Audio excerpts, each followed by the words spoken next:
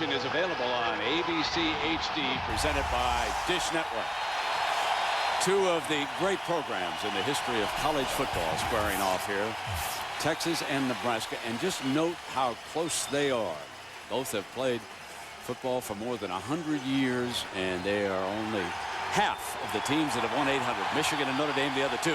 Let's check in with the third member of our team today. Here's Lisa Salters. Well, Lisa? Brent, the weather could definitely be a factor here this afternoon. I was watching Nebraska's kicker, Jordan Condon, during warm-ups, and as he was practicing his field goal, at least one attempt, he got nothing but air because the ball and the tripod device that was holding the ball blew over. He just looked up at me and said, "I'm from San Diego. This isn't supposed to happen," but that's how much the wind is gusting. Also, the punter, Dan Kitchener, he mishandled a long snap that I saw because the ball was wet. His coach immediately came over to him and said, "Look, we've got bad weather.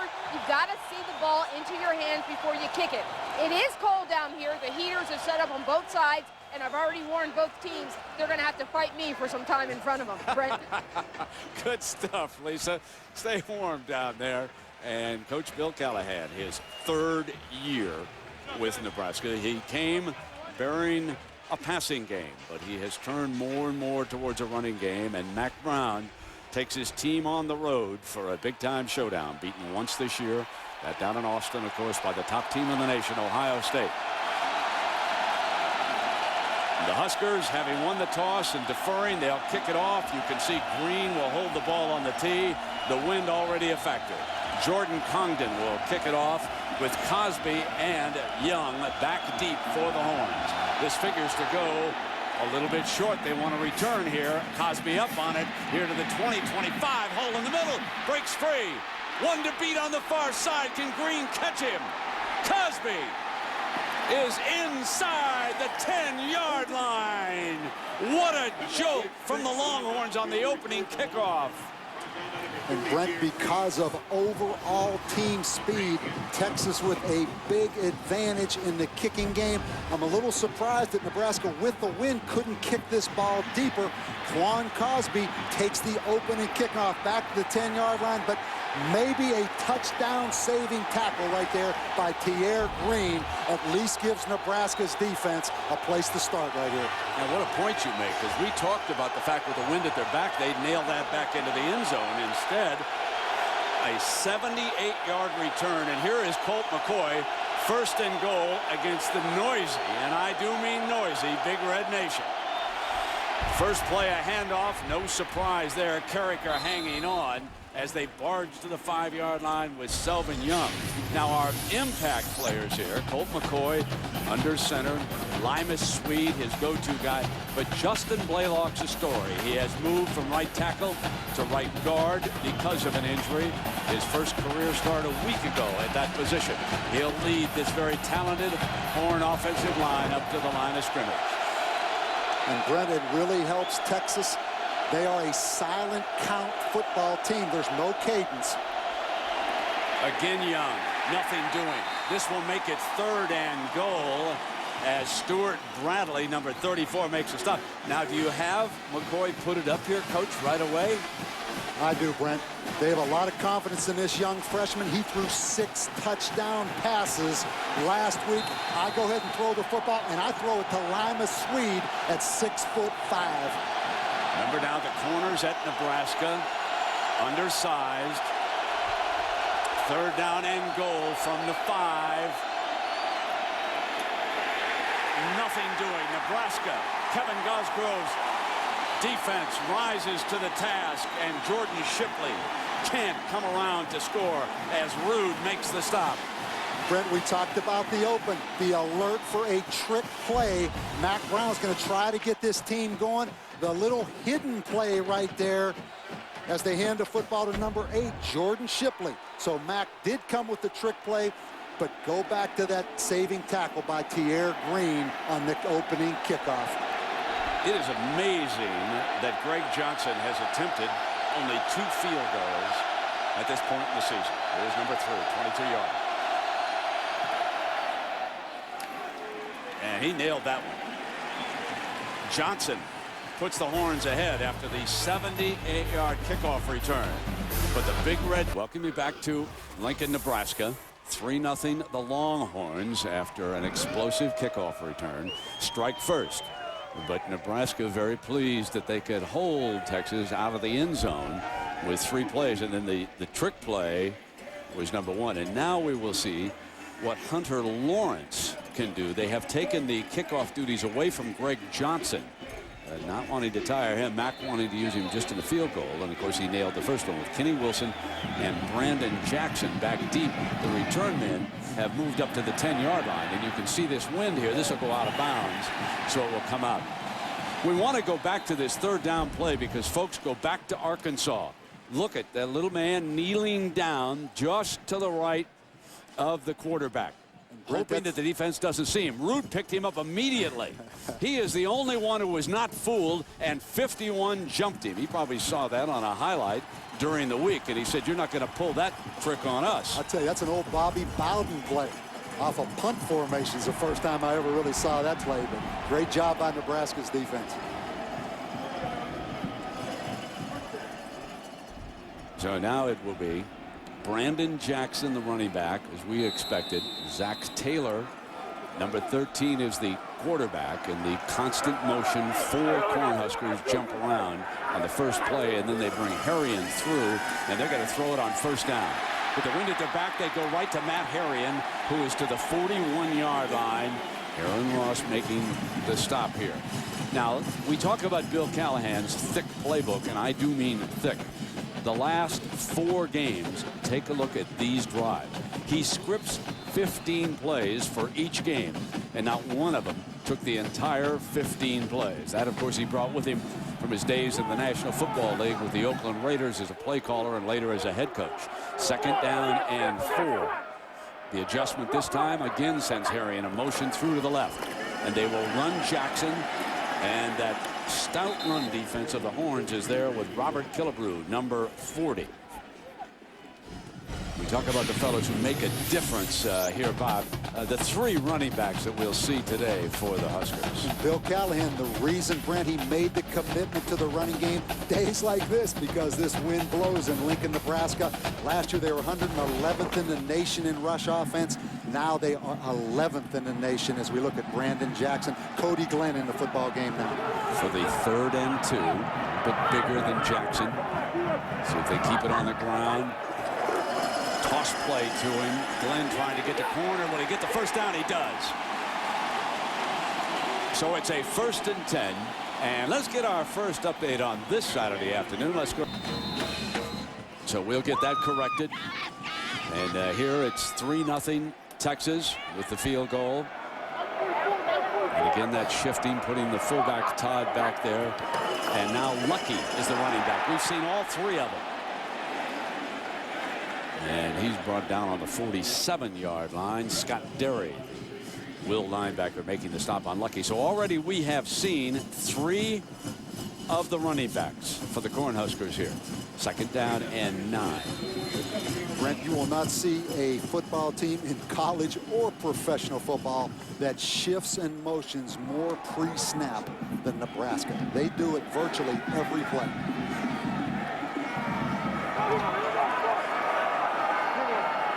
Second and 9. Play clock coming down now for Zach. Has protection, but nobody is open. He'll pick up a couple of yards running. He's not a real dangerous downfield runner if you haven't watched him, as we see the city Nebraska offensive lineup. And of course, we have talked about the running backs they're going to play here today. But Zach's number 1 target could be number 83, Terrence Nunn. And Greg Austin is a story. He's graded out the highest of the Cornhusker linemen after missing last week. He's back at left guard, number 65. He'll lead on the power running. Much of the time it's a zone blocking for Callahan and his staff, but sometimes they go to the old Nebraska power, and here comes that guard pull. Harrion going through the formation again. Rolling the pocket to the left. Harrion couldn't get his block, and Zach is going to be sacked. So the tight end could not pick up the block, and Tim Crowder brings down the QB. And they try, as you mentioned, Brent, to keep the tight end, Matt Harrion, in to block Tim Crowder. Tim Crowder projected as a 1st-round draft choice. Already 7.5 sacks this year. Big sack right there. The tight end unable to maximum protect and block the defensive end. So Dan Titchener in to punt for the first time, and you saw Ross back deep to return for Texas. Dangerous return man awaits. Has the win. Ross makes a fair catch inside the 20-yard line. At about the 16 is where the ball will be spotted. The Longhorns lead it, and they're about to have the ball for the second. When you talk to Mac Brown, he immediately talks about Vince Young and his progress with the Tennessee Titans, and a week off. And so his great quarterback who led him to a national championship is on the sideline today, with Young trying to pick his way against the Nebraska defense, and not much doing. As we now take a look at our city offensive lineup for Colt McCoy and the Horns. Selvin Young has started. Of course, he'll alternate with Charles. Lyle Sindline. A lot of talk about what the quarterback has to do in the noise, but remember, it's Sindline. You can see him pointing as he comes up to the line of scrimmage. They always have to identify the Mike linebacker, make sure that the blocking pattern is set, and he's the one in charge. Fake it. Colt McCoy with time.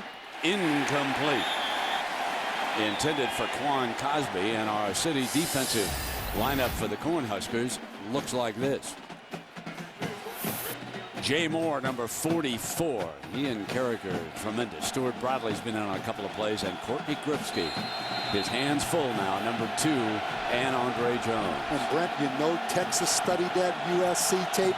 You know they like their matchups with their wide receivers on these two corners. Courtney Gripsky, a heck of a player, but he's about 5'8". Corey McEwen is playing today. There was a question about him, but he is in right now at linebacker. He's number 13. This is 3rd and 8, and they wanted to set a flanker screen, and it's incomplete. The Huskers force a punt, 3 and out.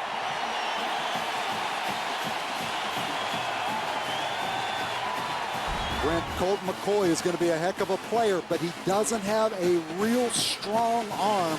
Keep in mind, he's throwing into the wind.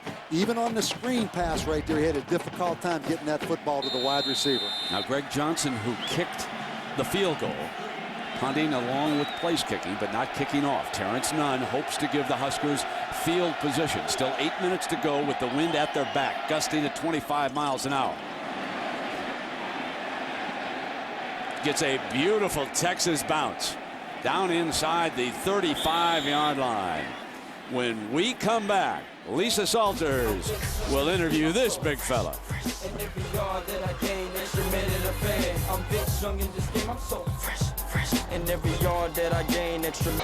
Nebraska has outscored opponents 69-7 in the first quarter this year. They come out this time, and the punt return man, Terrence Nunn, if he had that to do all over again, he'd have made the fair catch. He cost them some yards in field position, and they'll start from the 34-yard line with Kenny Wilson. This is the 4th of the running backs now in the game.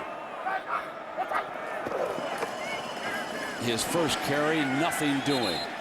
And we check him with Matt Weiner for an up. Indiana's amazing saga continues, but there's a ton of time left in that one. 2nd down and 12. Pump fake. Zach fires back. It is complete, well short of a first down, and that's J.B. Phillips, one of the tight ends. Brent, I think it's really important in this football game. Nebraska runs the ball 63% of the time. I think they have to throw the football on 1st and 10. They came back. That would have been a great opportunity on that 1st and 10 to throw the football. Now they're in another obvious passing down. They're going to have a problem protecting. So I think throwing the ball on run downs as this game continues is really important for Nebraska. Number 16, Maurice Purify, the JC transfer, developing into the big-time receiver. As the defensive line resets, he's off to the left. Zach looking in that direction, fires, got him, breaks free. Here he comes, headed for the end zone. Touchdown, Purify.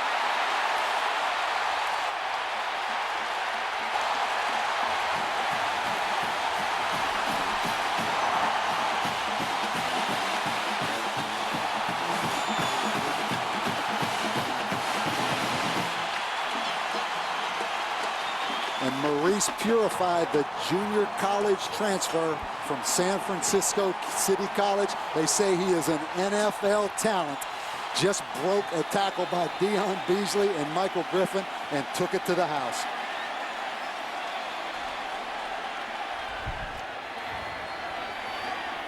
Congdon tacks on the extra point. On 3rd and 7, the Cornhuskers go 63 yards as Zach Taylor hits a big-time wideout. Maurice Purify, Bob. And I want you to watch Michael Griffin, number 27, the free safety, has an opportunity right here. He has to make a decision, Brent. Does he go for the football or does he go for the tackle? Did not wrap up his arms, and Purify took it to the house. His career long for number 16 is exactly what Bob said. 27 trying to slash in for the ball. The two defenders collide, and Purify takes it home for Nebraska. Purify at 6'4", Brent. They say he's an NFL-type receiver. Was a heck of a basketball player as well at San Francisco City College. That has ignited the Big Red Nation here. Inside of 6 minutes, the opening quarter in Lincoln, Nebraska.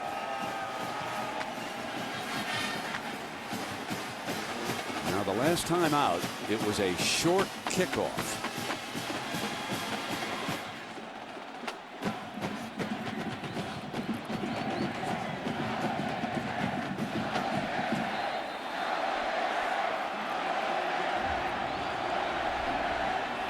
Jake Wesh, a backup kicker, is going to try it this time.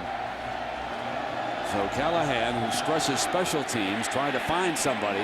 This time, he got the kickoff he wanted. And let's go now, Lisa and Vince Young. Lisa. Well, Brent, certainly you recognize this guy with me, the quarterback of the Tennessee Titans, Vince Young. Vince, I know you're playing on Sundays now, but that could be you out there right now playing. What do you miss about all this? I just miss the team, my teammates. I miss the fans and just UT period. And I had a great time there, so I'm looking forward. I'm glad to be here today watching these guys play. Now, Colt McCoy has told me that the most difficult part of coming in after you is that people keep comparing him. But he says he talks to you all the time. How have you helped him? I just basically tell him to go out there and play his game. Don't worry about what everybody say. I mean, to me, he is a great quarterback, and he's doing great things for them guys right now. All right, Brent, you can come back to us in a minute. All right, we will. And Colt is back here, dropping it off. And it is complete to Selvin Young. Back to Lisa. Now, Vince, you've had a similar situation. You were replacing a pretty good quarterback in Steve McNair yourself. He's no longer with the Titans, he's with the Ravens, but you talk to him all the time. Well, how has he helped you? He helps me out a whole lot. I mean, just off the field and doing football, well, I just tell me to play my game, but off the field, he helps me out to become a better man in life. Now, he doesn't have to do that. What does it mean to you that he still talks to you and still tries to keep you under his wing? I mean, it means a whole lot to me because he's just like a father figure to me, so I love him a whole lot for that whole situation he's doing for me. And lastly, you got that first win as a pro. I know it meant a lot to you, but why was it so important to get that first win last week against Washington? I mean, it was important because a lot of people say I'm not a quarterback and a lot of different things like that, so I wanted to show the world that I can play on the next level and also I can win ball games. Thanks a lot and continued success. Brent. Thank you, Lisa. As we look at the man who succeeded, one of the great college quarterbacks that we have ever watched. And I'll tell you one thing about Vince Young. He doesn't always look like the prettiest quarterback you've ever seen, but he is a big-time winner, and the Titans will learn that in the years ahead. Teammates always really liked playing with Vince Young. Now it is 3rd down and 7 for Colt McCoy and the Horns. Good throw for a first down. To the 31-yard line, Lima Swede, his first reception of the game. That's the luxury of a 6'5" Lima Swede, Brent, on number 25, Andre Jones. A lot of pushing and shoving going on, but this guy has emerged as a big-time receiver for Texas. The last 2 throws have been good, Bob, as Jamal Charles is the running back here for the Horns alongside Colt. There it is again, throwing that flanker screen to Jordan Shipley. Brent, you know, seeing Vince Young on that sidelines reminds me, every time we go around the country and talk to guys, we always ask, do you talk to some of your teammates that are in the NFL now? And all those teammates say they always had more fun at the college level. And I know Vince Young, for him to come to Lincoln, Nebraska today on a day like this, he misses being a part of this Texas Longhorn football program. 2nd down and 7 for the Horns. Quarterback draw, and Nebraska was ready for it. Steve Octavian off the injured list this week. Number 15 in to make the tackle. And Texas has kept the same offense that Vince Young ran. Obviously the missed block right there by number 22, Selvin Young, on Octavian. A 3rd and 9. McCoy and the Horns need to reach the 41-yard line. So here's 3rd and 9. Putting it right on the quarterback's shoulders. Huskers would love to keep Texas in 3rd and long all game long if they can. Showing blitz, and a timeout is called. The Huskers crept up to the line as scrimmage time was running down, and McCoy needed to call a timeout. It's interesting when you look back at the first 7 starts for Vince Young and compare them with Colt McCoy. Now, we're not saying that one is any better or similar, but take a look at that. Both 6-1, except go to the bottom. The one huge difference, of course, is that Vince Young was such a fine runner. 644 yards in his first 7 games as a starter. Bob, what do you make of that? What I see, Brent, is Colt McCoy, his dad's a coach. He's going to develop, but he may be close to as good as he's going to be. Vince Young, when he started, a lot of room off the charts as far as how much improvement Vince Young made from the time he started until he finished. Vince Young came in as a raw talent. Colt McCoy comes in as a guy that's been coached up since he's probably been in the 4th grade. So, now, what did he tell us? He used to stand by his daddy's side there on the sideline when Daddy was coaching high school football when he was 4 or 5 years old, tried to tell him what plays to call. Remember that? Well, you know what I think? He comes from that little town in Texas, 700 people. He lives in Jester Hall in Austin, Brent. There's 3,000 students in his dormitory. 3,000. He comes from a town of 700. Yeah, Tuscola doesn't have that many people driving through it. What did he tell us? 1 stoplight, and that's blinking.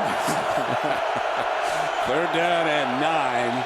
2:44 in the opening quarter. 7-3. Nebraska leads it.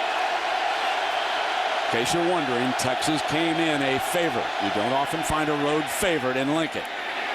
There's that flanker screen, and the Huskers are eating that play up. Bo Rude, number 51, with his 2nd fine stop. This one on Juan Cosby.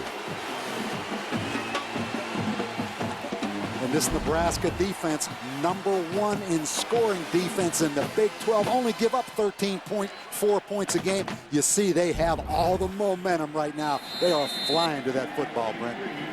Now they're going to send 2 men deep on this punt. Remember, Terrence Nunn let it bounce, and Texas picked up quite a few yards in field position. So Nate Swift will go back with him. Johnson, the punter. And Swift lets it take a bounce. He was signaling for a fair catch and running up and decided to let it bounce down. So let's check in again with Mount State. Matt, of course, firmly entrenched as the number 1 team in the nation, headed toward that confrontation against Michigan, which could decide one of the teams that will wind up in Glendale, Arizona, playing for the BCS title. 1st down and 10 for Nebraska, leading it 7-3. Power run left side, Jackson. 9 yards on a 1st down carry. Man, Bob, what a difference it makes for quarterbacks when they wind up, as Killebrew is shaken up on the play for the Horn. What a difference when you get 9 yards on 1st down, huh? And you see the commitment to the running game. Brandon Jackson, a tailback, Brent, started the season the 4th tailback. Buried on the depth chart. He's emerged as the starter here.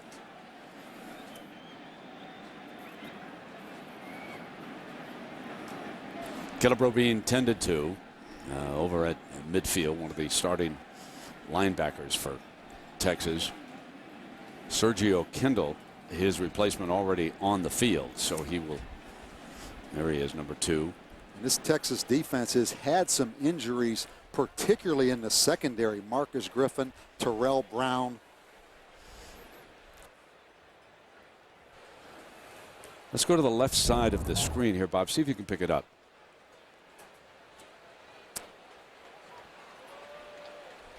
Looks like he was injured going down when he tangled up with his teammate, didn't it? It looked like he reached, obviously, for that right knee right there, but I agree.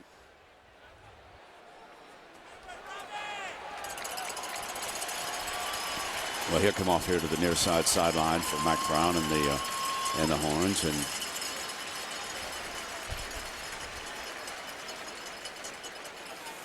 now we've talked about the Nebraska rushing game so far this year.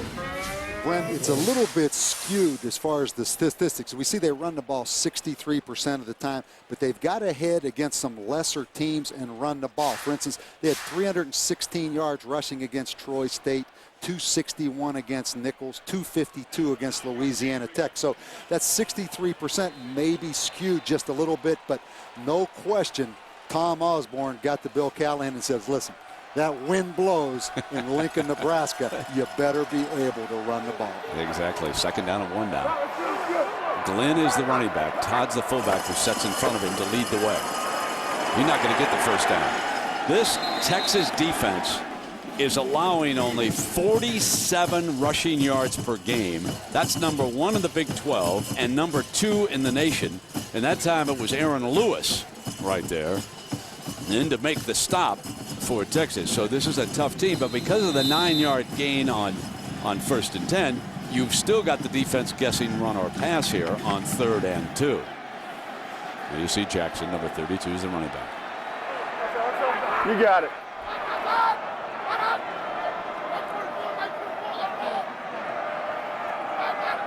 Bobineau steps back out. Now they're going to rush him late, throwing against it incomplete.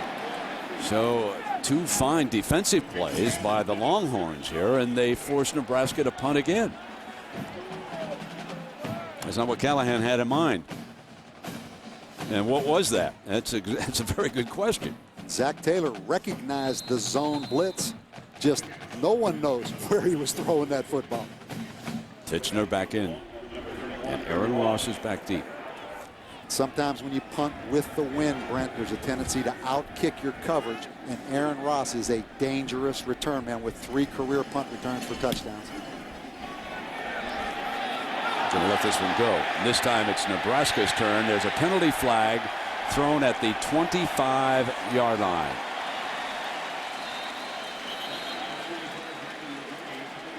We've got our first flag of the game, and we almost played the entire first quarter, unless I have forgotten any penalty, but that is the first one.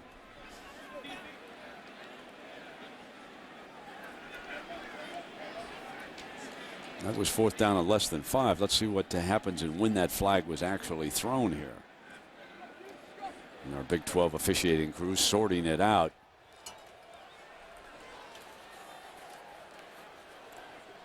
Yeah, I think it's on Michael Griffin, number 27. Holding, number 27 of the return team. Half the distance, first down.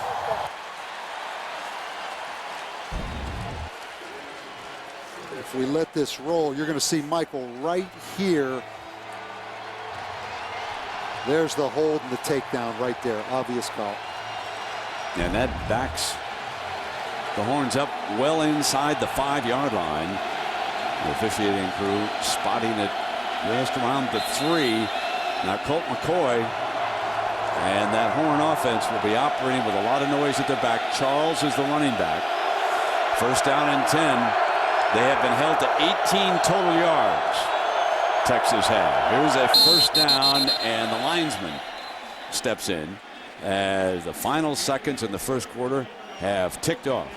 And ESPN's College Football on ABC will return after this message and a word from our ABC. We welcome you back with Nebraska leading Texas 7-3 after the first quarter. The wind is at the Longhorns' back. Colt McCoy.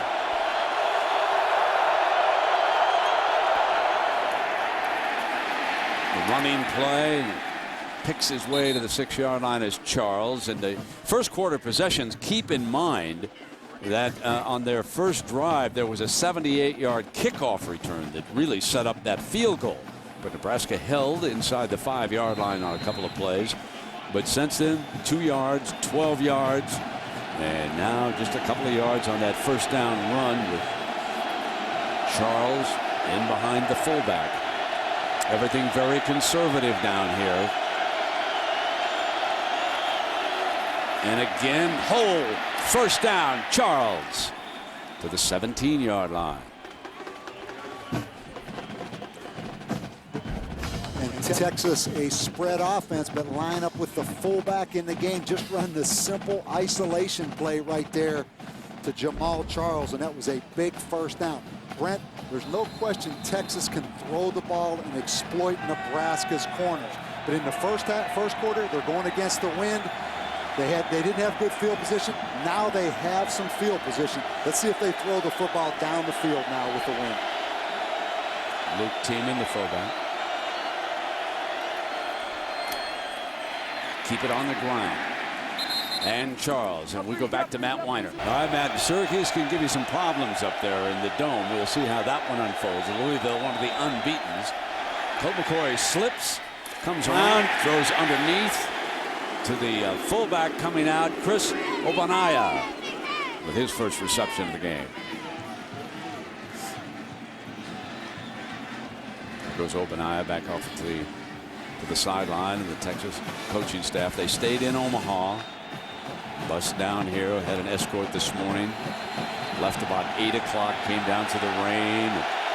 The wind has been gusting up to 25 miles an hour. 3rd down and 6. Let's see if Nebraska comes after this young freshman quarterback in this obvious passing down. 3 wide, they cross underneath. McCoy looks for a target, got him first down. Beautiful throw by Colt McCoy that time, and he hits Jermichael Finley. That's a freshman tight end who was a terrific high school basketball player also. And you see the composure of Colt McCoy as a young quarterback, Brent. A lot of young guys would have taken off and tried to run with that football, but you talk about a talent. Finley, a big-time basketball player, actually had a chance to go to the University of Arizona and play for Lute Olson. Really, Lute wanted him over there. That's what I heard. That's pretty good now. They don't go after any bad ones, as Charles is split out of the backfield, one of the receivers, and McCoy firing incomplete. Lima Swede in the middle. Shanley, the free safety. Coverage for Kevin Cosgrove, who's the defensive coordinator for Bill Callahan. You talk about Kevin Cosgrove, a guy that's weathered a lot of storms, a veteran of coaching. His first year, they wanted to run him out of the state of Nebraska. They were so bad on defense. Now 2 years later, he's got the #1 scoring defense in the Big 12. Did a fine job with Barry Alvarez up in Madison. Won 3 Big Ten championships when he was the defensive coordinator. There's your base 4-3. And that little inside shuttle pass, and wasn't a whole lot of daylight there, was it? As the running back Selvin Young had checked back in, and Lance Brandenburg, the backup middle linebacker, replaces McEwen. They think he's a good one too. You can see Greg Davis trust Colt McCoy, but not as much as he would trust a veteran quarterback. Shuffle pass, you see a lot of screens. Now throw the football down the field. McCoy is 7 of 10 for 33 yards. This appears to be a throwing situation again against these corners. They're looking blitz. Here they come off the corner. McCoy steps away from it. He's going to run, not get the first down. He is cut off at the pass by Adam Carricker. And Kevin Cosgrove heated the freshman up. They come with an all-out blitz right there, and a great effort by Carricker right there. This was a zone blitz as they dropped Carricker back into coverage, and that's why big number 90 is back there waiting to clean up. So it is 4th down. That's a big old linebacker at 6'6", 290 now, making that open field tackle. Greg Johnson back to punt. Terrence Nunn. Gonna let this one go. It's going to be downed inside the 5-yard line by the horns. Inside the 1. 53 yards.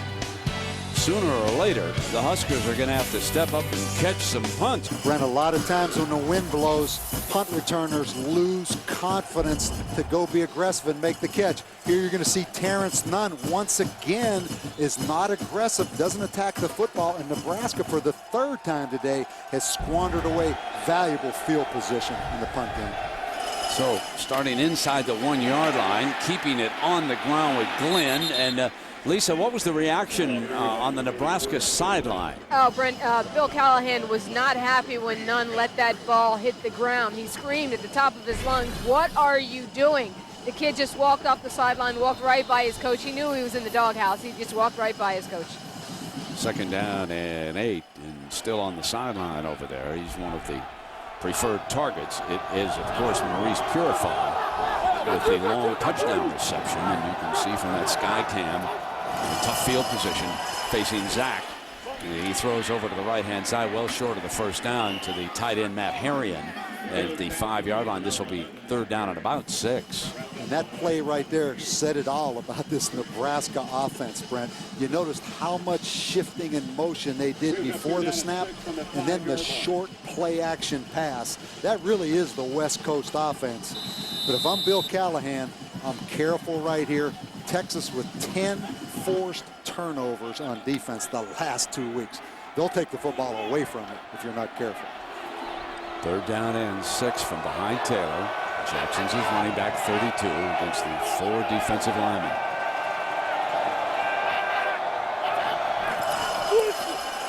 Let's go. Offensive line gives Zach time. Incomplete. Overthrew the intended target, Terrence Nunn, who was back on the field momentarily out of the doghouse. Now, one other thing to keep in mind about these Longhorns. Everybody raves about Virginia Tech, but over the last few years, the team that has blocked the most punts, you're looking at them when they come out right now, the Texas Longhorns. So from behind Titchener, he knows he's got to get this one out. Griffin, of course, with 7 of the blocked kicks, looking down to see if he's going to get help, get an angle. He's against the wind now. 47 block kicks since 2000, Brent. Gets it out. The Horns will take field position, and they do fair catch it just inside the 40-yard line. Aaron Ross. So when we come back, we'll get to know the young man from Tuscola, Colt McCoy, the Horns QB. That's a good one now. 1st down and 10, Selvin Young.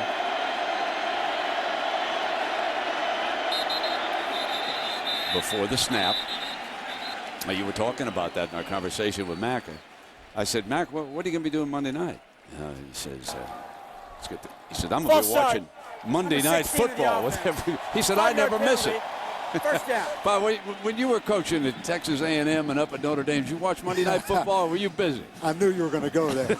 I mean, Mac is as good as there is in the country as the CEO, but he's not going to be up there real late watching a bunch of tape. Now, on that other side, Bill Callahan, he'll be there till 2 or 3 o'clock in the morning watch that tape. There's a bunch of different ways to do it, and no one can argue with the success Mac Brown's had. Look at the wind blow that football away, Bob. The umpire has to retrieve it and bring it on back. There's that flag, and it's been gusting down there. Going to be a huge factor. And how about Colt McCoy's first game ever outside of the state of Texas? He's going to be homesick after this one, I think. He's handing off this time to Selvin Young. Young left side looking for a 1st down. Barges across a powerful run by Selvin Young that time. 21 yards, Bob. And Texas runs this little counter play. You see the guard and tackle pull. This has become their #1 running play. A year ago, it was Vince Young running to the side zone. But Selvin Young, who lost 15 pounds, shows power right there, running over Tierre Green in the open field. All inside the 25 for the Horns. They struck first. Nebraska answered 7-3. So Colt trying to change up, and that's not easy here. A 3-step drop on the slant, incomplete. Grigsby, the defensive back, was right there, and there's a flag.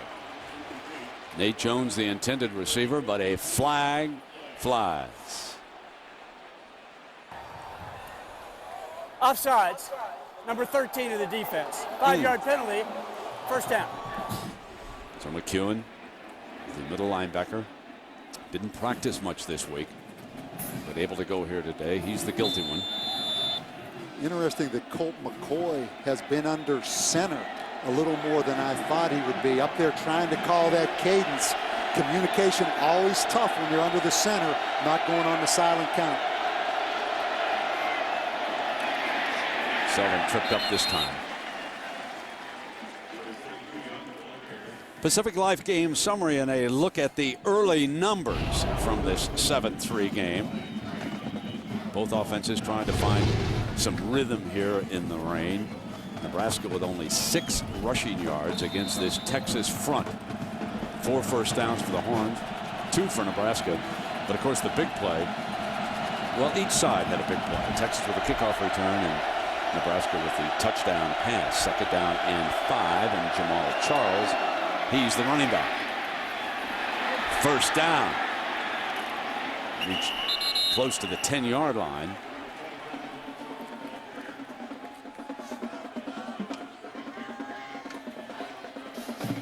And this is impressive, Brent. Jamal Charles, who ran a 10-100 electric time, shows not only a burst, but great power right there. That's impressive for a track guy to run that hard. That's about as strong as I've seen him run. I haven't seen all of his games. I know a year ago he had great future with that speed, but you're right, Bob. That was powerful. He was taking on defensive players. And that's what competition. He saw Selvin Young run that counter a little bit ago. That'll make you run hard because you have to get on the field. Good point. Looking for that burst. Here he comes. There's the speed. Just short of the first down marker and the end zone.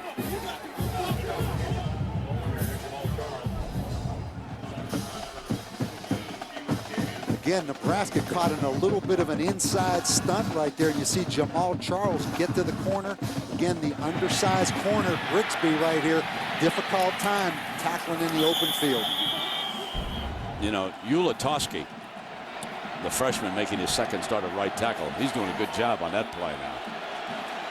So here on 2nd down at 1, Selvin Young has come back in, and the officials calling a timeout here to get things straightened out. And you can see what separates the Longhorns from going back ahead again in this game. Brent, you always go back to those little things. Think of Terrence Nunn not fielding that punt for Nebraska. Nebraska starts on their own 1. Obviously a huge field position advantage after the punt with Texas. Anytime the wind blows, it's a field position game. It's probably what Callahan's thinking about right now. You know, McCoy, for his first road game in hostile circumstances. Remember when they went in to play Oklahoma, the crowd there is 50-50 in Dallas, and when they went down to play Rice in Houston, that was in the Houston Texans stadium, and there was a lot more burnt orange in there than Rice fans.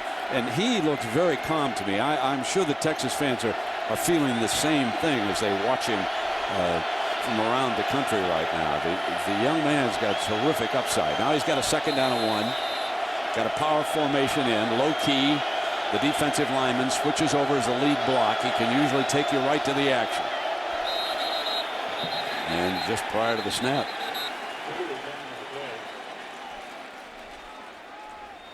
Again, Colt McCoy under center. The tight end jumped that time for Texas prior to the snap.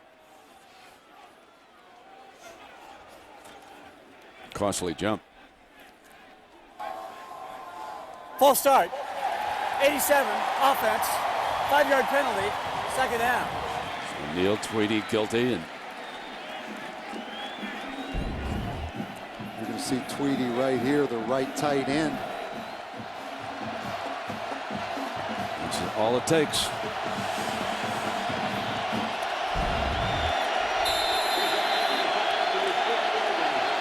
Second down. Remember, they can pick up a first down inside the 1-yard line.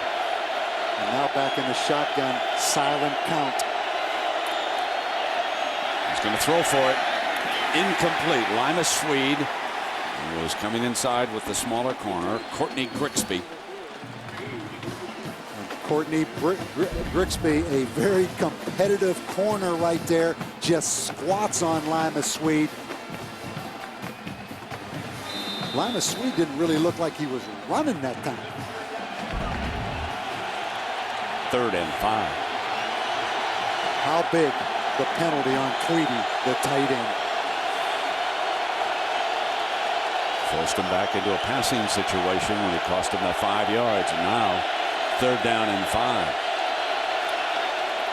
They're going to throw for it again. Touchdown. And that time there was daylight, and Quan Cosby, the sophomore. Texas regains the lead. And they come back and run the exact same play against the exact same coverage, but with a different receiver. And Quan Cosby gets the touchdown. You know what was different, Bob? In looking at that replay, he made a little move to the left. Grigsby kind of froze. Did you notice that? Did. And then he cut gave hard. Him a little shake to the outside and then broke it back inside. Yeah, gave him a little more to deal with over there. And now Greg Johnson will try to make it a 3-point Texas lead again. Blocked. That's a free ball, remember, but that goes in the end zone. A blocked extra point. 9-7. And we will not forget that moment. How often have we seen a misfire on an extra point come back to haunt a team? But Texas regains the lead, 9-7, 6:43 left in the first half. The Big Red Fountain, part of this massive complex off to our left. The new facility for the Nebraska football team, certainly one of the finest that we've ever seen. They just moved into it earlier in the summer. And now it is time for our Aflac trivia question. When was the last time Texas did not have a 1,000-yard rusher? And who was the starting running back that season who did not gain 1,000 yards? Think about that. I know that. Coached against them that year. No hints. First down at 10. There's the handoff. They come back with the running game, and Marlon lucky and let us check. And headed for its 8th win, but keep us up to date on that Louisville-Syracuse game. 2nd down and 8. Zach going to put it up. Fluttering into the wind. Fine catch by the running back. Brandon Jackson slips out, and it's a 1st down for the Huskers.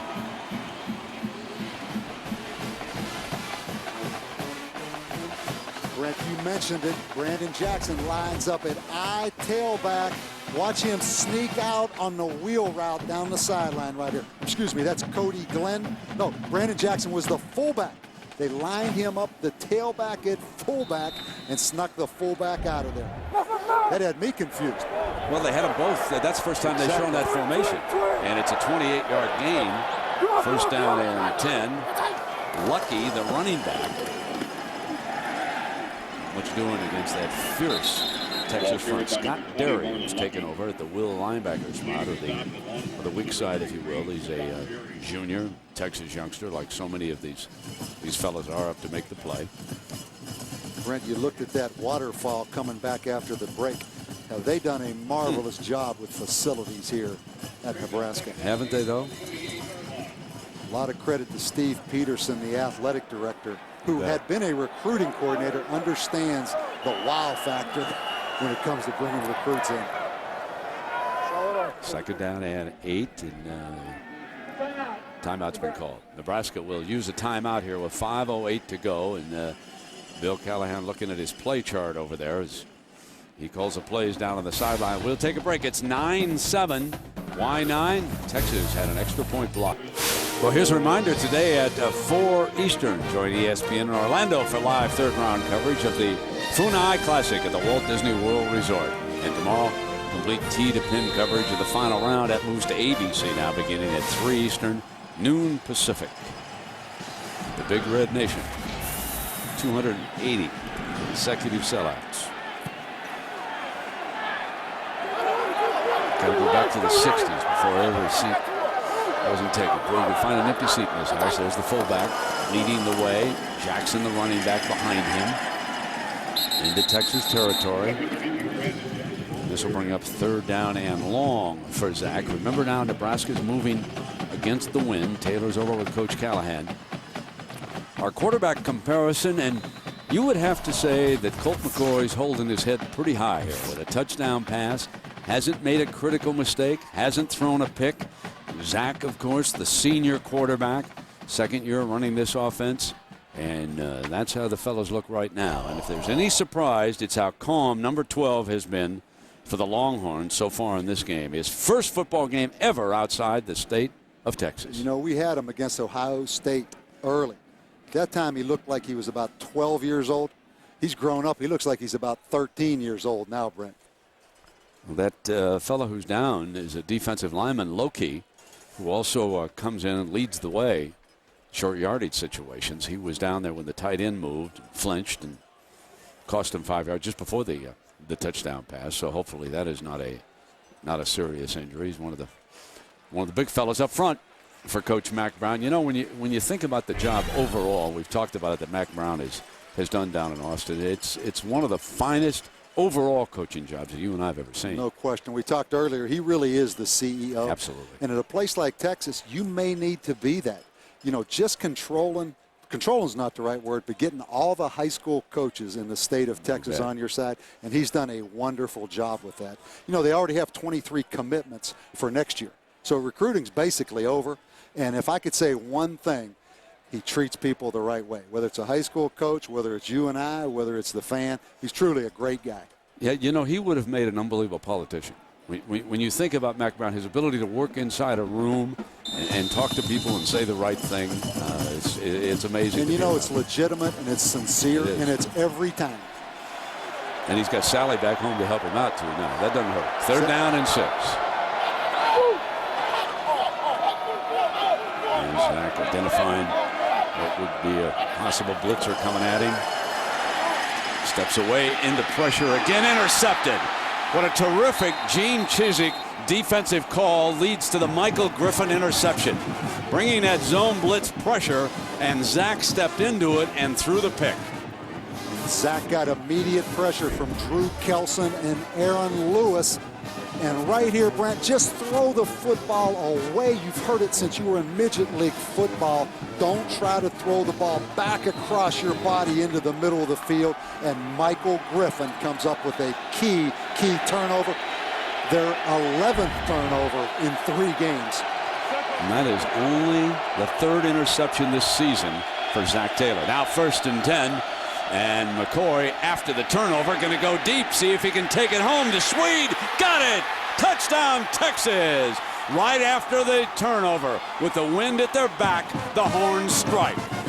Colt McCoy to Lima Swede. And how about Colt McCoy? Adam Carricker at 6'6", 295 in his face. And a little double move by Lima Swede on Andre Jones. Dwayne Jarrett got him at USC. Lima Swede got him today. But the quarterback, Brent, when you see the replay, hung in there and took a hit. It just got a whole lot warmer for the Texas players. Who's the senior quarterback and who's the freshman quarterback? Zach Taylor throws the interception. And Colt McCoy, the young guy, comes back and throws the strike. Last extra point attempt was blocked. Not this one. 16-7. So Colt McCoy, a 55-yard touchdown hookup. And the first thing, Brent, the courage. Watch Adam Carricker right there in his face.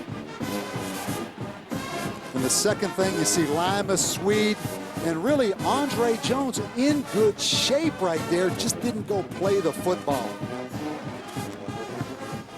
And on that other sideline, Callahan is upset with what went on. 4 minutes to go. Into the wind, the turnover, and on the next play, 55 yards from the young man from Tuscola. Talking to Greg Davis, the offensive coordinator, upstairs. Call came down from up there right after the. How many times, Bob, how many times have we seen after a turnover, a team that is so typical of the National Football League? You get a big turnover, strike right now. No question. And then to be able to execute it with the big defensive end in your face. Another Lawrence's kickoff over here in the corner, fielded by Jackson. Got a little seam. Still battling out to the 23-yard line. Well, let's go back to the Aflac trivia question. Last time did not have a 1,000-yard rusher, and who was the starting running back that season? Back we go to 1994. Priest Holmes ending the season. John Malkovich down there, 524 rush yards. Priest, of course, then exploded when he came to the National Football League. And there you can see the list since then. It is the longest active streak in the NCAA. A year ago, Vince Young was down on the Texas sideline with 1,050 yards following the 4-year reign of Cedric Benson, who's now with the Bears. And Loki, who was shaken up, will go back to the Texas locker room here with 3:26 to go. And Zach throwing down, fluttering, incomplete. And pointing out that his receiver should have cut off in that direction. And Bob, that's one thing you got to be careful of, is showing up your receivers. And probably a little frustration, obviously, on Zach Taylor's part. We talked to him yesterday, Brent. You know, he threw 37 passes a year last year. This year, only 25. So they haven't thrown the football much, but what a classy young guy meeting with him yesterday. Just the quality of the young man. Son of a coach out of Norman, Oklahoma, went to Wake Forest before transferring to a junior college. And then came in here, and where is the number 13? Second down and 10. They're coming after him again. He slips the blitz but can't get by the defensive lineman. So he was being blitzed by Michael Griffin, got out of his hold, but then Thomas Marshall makes the stop. And you're going to see the safety blitz. Griffin right there. You also see Zach Taylor, not a great amount of escapability right there. But Michael Griffin, 22 starts. You mentioned 7 block kicks. He will be a first-round draft choice as a safety. Only 2 yards rushing against this Texas defense. They're giving up less than 50 yards a game. Ohio State didn't rush for 100 yards. I think Oklahoma is the only team that's done that against this front. And you can see just how good defensively. Some coaches have said this is the best defensive unit that Mack Brown has had, and that's saying something. It's Orakpo, Brian Orakpo, making that stop. Texas now with 27 sacks. You see Brian Orakpo, who comes in passing situations. And Brent, right now, it's about protecting that punter right now if you're Nebraska, because I think Texas will be coming.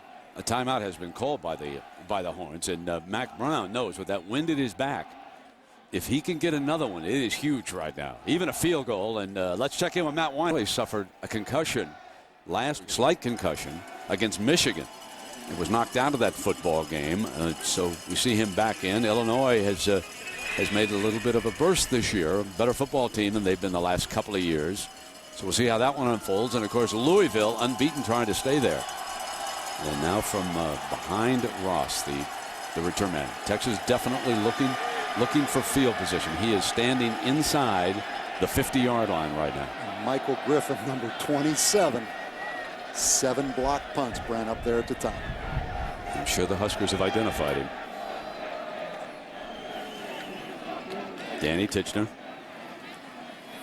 He's the Nebraska punter here with 2:10 to go. Plenty of time for the Horns. They want that short field as he's working against the wind. The game turned around completely on field position, if you will. One of those little things when Nebraska did not field a punt cleanly and the ball rolled back inside the 1-yard line. And then working against this wind, Nebraska has not been able to do a thing since then. Field position, Brent, and then the turnover. It always comes back to the little things. So the clock being straightened out.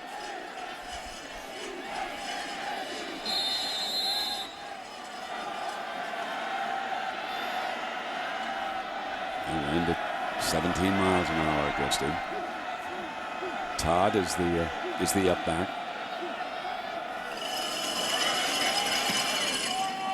He gets it off, and here comes Huff. Fair catch right there. Man, it's amazing what a difference a fair catch can do for you as we go back here about. And you talked about it. Field position, a big part of the game. Also this turnover right there. Zach Taylor, ill-advised throw right to Michael Griffin, and they come right back and make Nebraska pay for it. Lima Sweet beating Andre Jones, the junior college defensive back. Now Colt McCoy. who's had a fine first half here in Lincoln. You got to throw again on first down. Sacked. Could not get away from Jay Moore, the defensive end. He and Carricker, two good ones. Jay Moore, we talked to him yesterday, a fullback in high school. Just the speed rush around the right corner right there beat Yulatoski, the freshman. Jay gets down again in his stance. The flare to Charles. Short of midfield and thrown back by Bo Rude.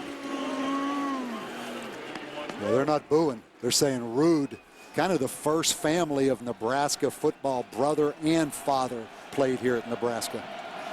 Suffered a terrible tragedy this summer when your mother died during a fishing trip. Heart attack. The older brother, of course, playing in the National Football League. Third down and 11. Here comes the blitz now against Colt. Gets it off, but well short of the first down. Lima Swede is thrown back by Jones, and there is a penalty flag back by the quarterback. Did they rough him?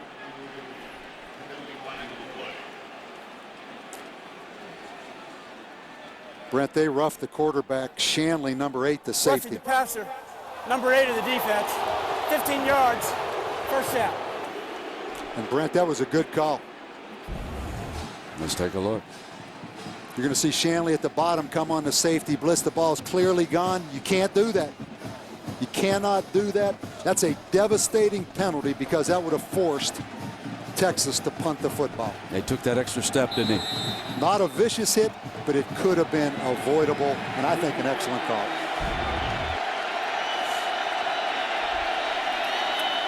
So the automatic first down, in trouble again, and the ball's down. Fumble with 51 seconds to go, and it's Nebraska football. A big hold here by the Cornhusker defense. And Kevin Cosgrove comes with the blitz again.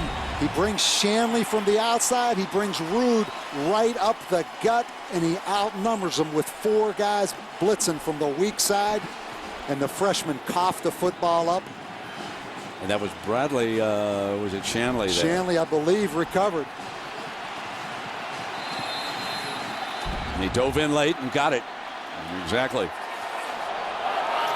45 seconds working against the wind through the slant, incomplete. I don't think there's another defensive back in the country that's playing as well as Aaron Ross, this corner right here, Brent. He had 3 turnovers in the 4th quarter against Oklahoma, and he will hit you. He's not only a coverage guy, he will hit you and he'll return punts. This may be the best corner in the country right here. First year as a starter for Texas. Well, that was good, and he's been a terrific punt return man with the fair catches, remember, here today, too. So Aaron Ross having a big game, 2nd down and 10 for Zach. Trying to strike deep, incomplete. And they'll go to 3rd down here with 35 seconds left. Swift there is the intended receiver at that time, working the sideline. The number is given to Zach, who checks the wristband. And it is a very complicated offense that Callahan has installed here. In the second half, we'll give you an idea of what Zach says in the huddle. We'll show you some of the terminology as they use it. And folks, he said, you know, it was like trying to learn a foreign language. And when you hear it, just give a listen to this to see what he has to say. You know, in the game, they take all those off the wristband. I mean, that whole call, along with 150 other calls, is on a wristband, and the coach just signals in number 48. But to look down and read that and then call that in the huddle, that's unbelievable how many words that is in that call. What do you say, Bob, that practice is tougher for him because he doesn't have that wristband? Exactly. Bill Callahan just calls them in practice, and then he has to repeat the call in the huddle, so he doesn't have the wristband in practice. But that is an unbelievable amount of words. And a big part of that, because Nebraska shifts so much pre-snap, they have to call all the shifts so they're all synchronized. Now, how is Gene Chiswick's defense playing all the shifting? What have you seen down there? I know you like to really watch defenses. The thing I see is they only shift when they're going to run the ball. In passing downs, they're stagnant. So the quarterback can see the coverage, and the defense doesn't do a lot of shifting, which may confuse them. So what I see Texas doing on run downs, they're basically just lining up and not adjusting to a lot of those shifts. Not playing a lot of man-to-man coverage, which would be confusing against the shifts. But in passing downs, Brent, they're doing what they want to do. There are folks, as a man who is an assistant coach, has lost only one football game in 2.5 years. Remember, he was the defensive coordinator of an unbeaten Auburn team before moving to Texas prior to last year when they went unbeaten and won the title. Now against the third down, Zach is sacked. 29 seconds to go. Aaron Lewis. And the wrestle for the football down there, as you can see. The umpire said, "Big rascal, give me that ball." And they line up in old Buddy Ryan double eagle defense and then blitz the middle linebacker, Rashad He did fumble Bobineau. it. The ball comes out, recovered by Aaron I didn't realize Lewis. that. I thought he'd taken it out when it was on the field, but we got a turnover here, ladies and gentlemen. I'm sorry about that. And that was a tremendous effort by Bobineau, who beat the block of Marvin Lucky, the tailback. If they strike here, you can second-guess Callahan working into the wind. Here comes McCoy. Got a first down. It'll stop now for a couple of seconds while they reset. There's Finley again. Going into the face of the wind. Callahan elected to put it up and try to strike deep late, inside of a minute in the second half. Texas has the wind. They're trying to get close enough for the field goal at least. There's 14 seconds now, Coach. Let's talk about time management here. 14 seconds, Brent. Right now they have one timeout left, so they can pretty much do what they want to do right here on second down. I would throw the football to Lima Sweet, but watch the effort by Bobineau on the blitz. That's a tremendous effort. And then number 95, Aaron Lewis, comes in and cleans it up. But I don't fault the play call. I fault Zach Taylor for not protecting that football right there, Brent. Second down and 10. Here comes the blitz. Cosgrove sends him in. Incomplete. Pittman was the intended receiver. And Brent, with one timeout left, obviously Texas can throw the football. Even if the quarterback gets sacked, they can call timeout and get the field goal team out there. He's 12 of 16 for 110 yards. He's thrown 2 touchdowns. Selvin Young is the running back. He's off to his left. It's all out blitz. Going to throw in underneath and stop the clock. Pittman's out of bounds. Green, the defensive back, number 30, is right there. I'd go ahead and kick the field goal now. 6 seconds left. Well, yeah, on fourth down for sure. It is fourth down, yeah. exactly. So Johnson, Greg Johnson, he made a 22-yarder earlier this game. It's like about a 39-yarder. On the right hash for the left footer. Curling in. No good. And that's with the win.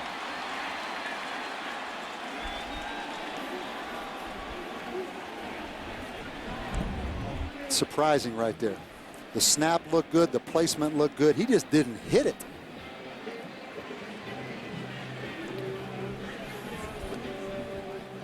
Nebraska dodged one right there, Brent. 2 seconds left. This time you would expect him just to run the timeout. And they do.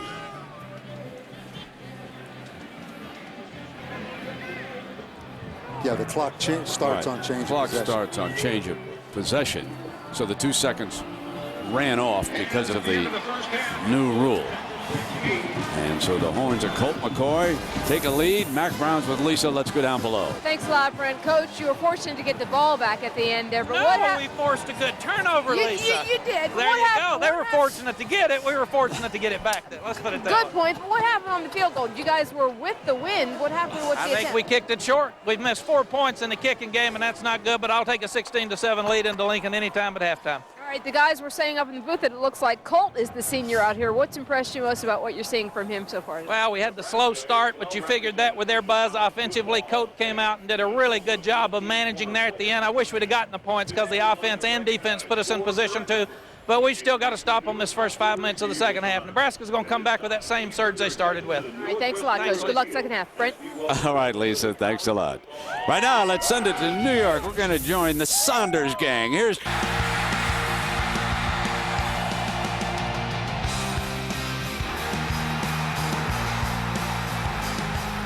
It is 16-7 here at the intermission. Texas leading Nebraska. And it's time, folks, for our Best Buy playbook. Bob Davie, take it away. Well, first of all, this comes after a Nebraska turnover. Texas comes right back. Watch Colt McCoy stay in the pocket, shows a lot of courage. And then the little double move by Lima Sweet on Andre Jones. He comes off, kind of looks like he's almost loafing just a little bit here, setting it up, and then bursts by the corner Andre Jones for the big touchdown after the turnover. And I'll give you something that's out of whack, folks. Nebraska's longest running play of the game, 3 yards against this fierce Texas defense. We got to talk about Texas and the stand they're making in this game in these conditions. Impressive, Brent. Coming in here, 11 a.m. kickoff. They stayed an hour and a half away in Omaha. I had to bus in this morning. It's cold, it's windy, the wind chill is about 28. You're playing with a freshman quarterback, his first game ever outside the state of Texas. But I also love their defense. 4 sacks, forced 2 turnovers. The only thing they didn't do right, they left 4 points out there. A missed field goal and a missed extra point, but very impressive by the Longhorns. Colt McCoy, when he was born, folks, he was born in New Mexico. Daddy took a little dirt from Texas, put it underneath the crib. He's been a Texan ever since. I can't get over the fact, high school, everything, this is the first time he has ever been playing in a football game outside of the state. Big drive into the wind now to start the second half. And handing off to Glenn. None of the running backs could get a rhythm as we take a look at the Pacific Life game summary. Go right away to the rushing yards here.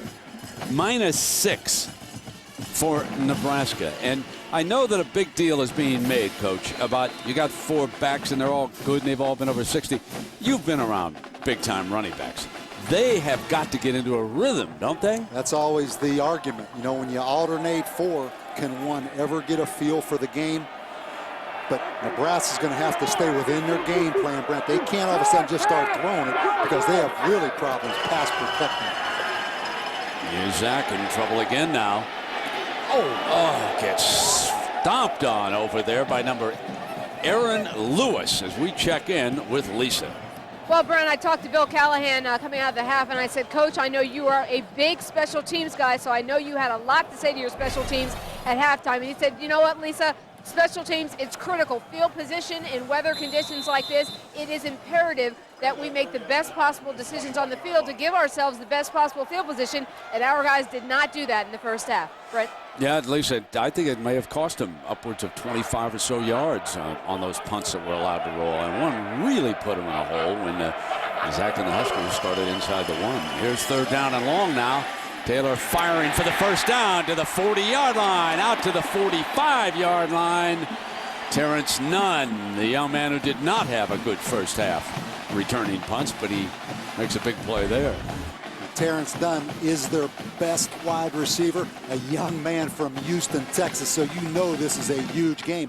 Texas playing zone defense right there, really more of a man-to-man coverage team. They picked that zone apart that time. 23 yards, and Taylor has now thrown for 128.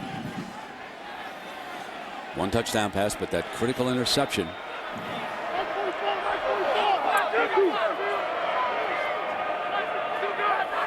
Kenny Wilson is the running back. And here comes Wilson. Number 27, Kenny Wilson, the ball carrier. You know, Brent, we had a chance to see the Michigan defense last week against Penn State. Tremendous front seven. This Texas defense may be right there with them. Outstanding quickness and speed on this Texas defense up front. 2nd and 9. Frank Okums checking the call from the sideline.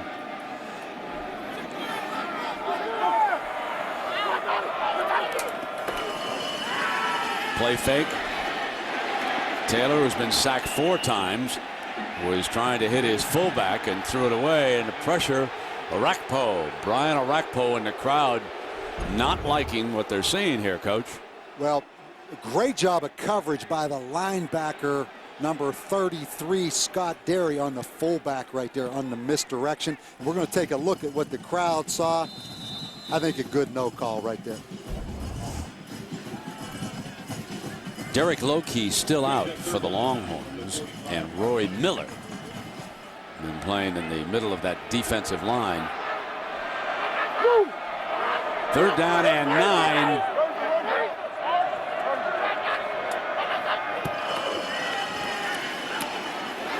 And against that blitz, it's deflected, incomplete. And on the first series of the second half, Nebraska forced to punt as Rashad Bobineau rolls in and deflects it. Again, Texas jumping in that double eagle, old buddy Ryan defense, and blitzing Zach Taylor. So here's Dan Tichenor, his first punt of the second half, Coach. And Aaron Ross, I think you would agree, he's been a factor both as a defensive back and a return man here. 3 career punt returns.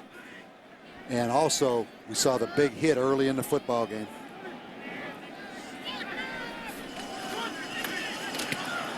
Under a pretty good rush that time. No flag, and Ross is interfered with. I don't think there's any question about that. Back on the 12-yard line. And this penalty will go against the Huskers interfering with the catch by Ross. 11:52. Colt McCoy and the Horns will have that wind, remember, at their back with a 9-point lead. In case you just joined us and you're wondering about the 16, it was a blocked extra point, or it would be a 10-point margin. Kick catch interference on Nebraska. 15-yard penalty, 1st down. That's a major penalty. And number 24, Brandon Rigoni, no question. And special teams problems continue against Nebraska. Remember the first play of the game, Brent, they give up the huge kickoff to Quan Cosby. So there is Ross. And now that'll move the ball out to the 27-yard line for the first down for Colt McCoy, who is 13 of 18 for 115 yards and 2 touchdown strikes in the first half. From the I formation, Selvin Young steps back to the right, beats 1 tackler, and the Carricker brings him down on the 30. And let us check. Matt, just box up and send that Heisman to Columbus, Ohio. 2nd down and 7. For the handoff here. And again, Stuart Bradley, number 34, very good running, very good linebacker, tackling Selvin.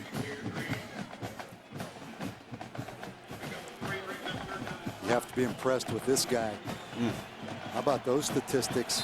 First time ever out of the state of Texas. You know, this Texas offense, a lot of people don't realize, number 1 in the country, Brent, averaging 42 points a game. And where's Vince Young? We haven't. I guarantee he's by that heater over there, if he's still here on that sideline. He's got that stretch limo headed out of Dodge, baby. He thinks this one's under control, right? 3rd down and 5. Here's Colt. Stands in and fires complete. One thing you see about Colt McCoy, got terrific courage. He was standing in there, the pocket collapsing, and he did not jumpstart his throw till he found Finley open. Watch him. And I wonder if that's part of being naive. He hasn't been hit enough yet, but you are exactly right. I mean, he stands in that pocket for a young guy. Vince is still here. Indeed. Right down there with Beasley talking a little ball. And he's got, look, he's got that orange cap on. You guys don't talk about me leaving a horn game early. And here comes Selvig. Then let's check in with Lisa. Well, Brennan, injury update for you on the defensive side of the ball for Texas. Defensive tackle Derek Loki, a lower right leg injury. I'm being told that he will not return to the game. Brennan. That's too bad. And remember, he is the lead fullback down inside the 10-yard line. We're talking about Vince Young and limos. I can't get over that great story Mac Brown told us. He called him after the championship game. Remember, Vince had said publicly he was coming back for his senior season. And he said, Coach, can I come over and see you? And Mac said, yeah. And he said, and Mac told us, and when that limo pulled up outside, we thought maybe he was going to the NFL. And the entourage was already in place. That was a dead giveaway. He was gone, huh? Second down and 8. Incomplete. Free ball for a second there. And down on the artificial turf here in Lincoln again. Shanley, the defender. Third down and 8 coming up for young Colt McCoy. Nebraska needs something big to happen for them, Bob. You know, it's been very, very quiet for the corner, and they're in Lincoln. I mean, 280 consecutive sellouts, the most passionate fan base in the nation. Great loyal fans. They need something big to happen here.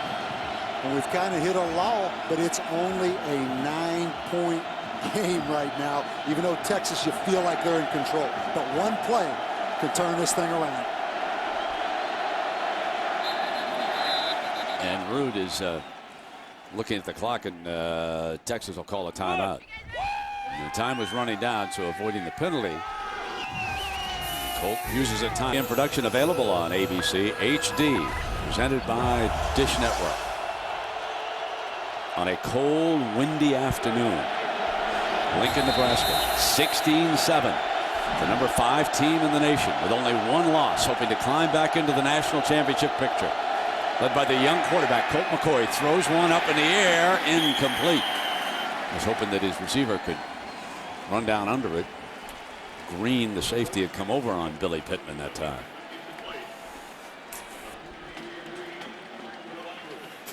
Well, this Nebraska defense, as we watch Jay Moore come unblocked against the empty no-backs. That last year, Brent, they led the nation in sacks with 50. Only 11 this year. But the big reason because they lost their best corner, Zach Bowman, in camp with a knee injury, and they just haven't been able to play a lot of man-to-man. But a big pressure right there by Jay Moore.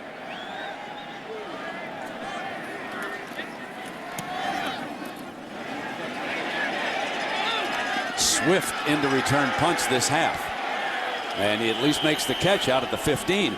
If you go back to one of the key plays of this game, at the start of the second quarter, Greg Johnson's punt was allowed to roll down inside the 1-yard line. It was then 3 and out, and the Texas go-ahead drive started at the Nebraska 40-yard line after Aaron Ross made the fair catch. And then Colt McCoy's touchdown pass to Quan Cosby from 6 yards. But you go back to the field position in the punting game, and that is the play that turned the game in Texas' favor. Here now, 1st and 10 from the 15-yard line. And can Zach Taylor and the Huskers do anything with it? Running back will be Brandon Jackson, number 32. And we'll see if they try to get a running back going. You could see he was looking over to the sideline to see if he was even going to stay in the game on 2nd and 8. You could see that none of them have been in the rhythm so far. Jackson probably the best, certainly, with the 4 carries for 15 yards. Remember, the sacks and the loss of yardage comes off of that, and that's Maurice Purify is on the field right now. He scored the lone Nebraska touchdown. 2nd down and 8. They throw to Terrence Nunn, and he's short of the 1st down. Ross over there defending. And we've got an injured player down for Texas at the 12-yard line. Is that Killebrew again? I may have spoke too quickly. Yes, I believe it is number 40, Brent Killebrew. That's the second time that the linebacker has been down.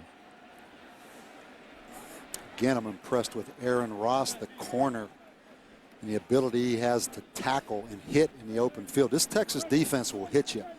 That's why they force so many turnovers. You combine that aggressiveness with speed. That's why they get the turnovers. Well, we'll take a break here while they tend to Killebrew. And again, Texas leads it 16-7. Haven't been the same since the Notre Dame game. Like the Arizona Cardinals and the Michigan State Spartans. Any similarities? The death spiral. 3rd down and 5, both of them. Zach under pressure late, fires deflected, incomplete, and it'll be 4th down. Chiswick and Aquina have put together some defense here for the Horns. You're going to see Zach Taylor again, the pressure coming. He never set his feet. See the point Brantley made about Colt McCoy of standing in there? Look at Zach Taylor basically backing out against Bobineau, and as a result, the ball thrown behind, none the wide receiver. So from behind, Titchener. And the sure-handed Ross standing back just inside the 20-yard line.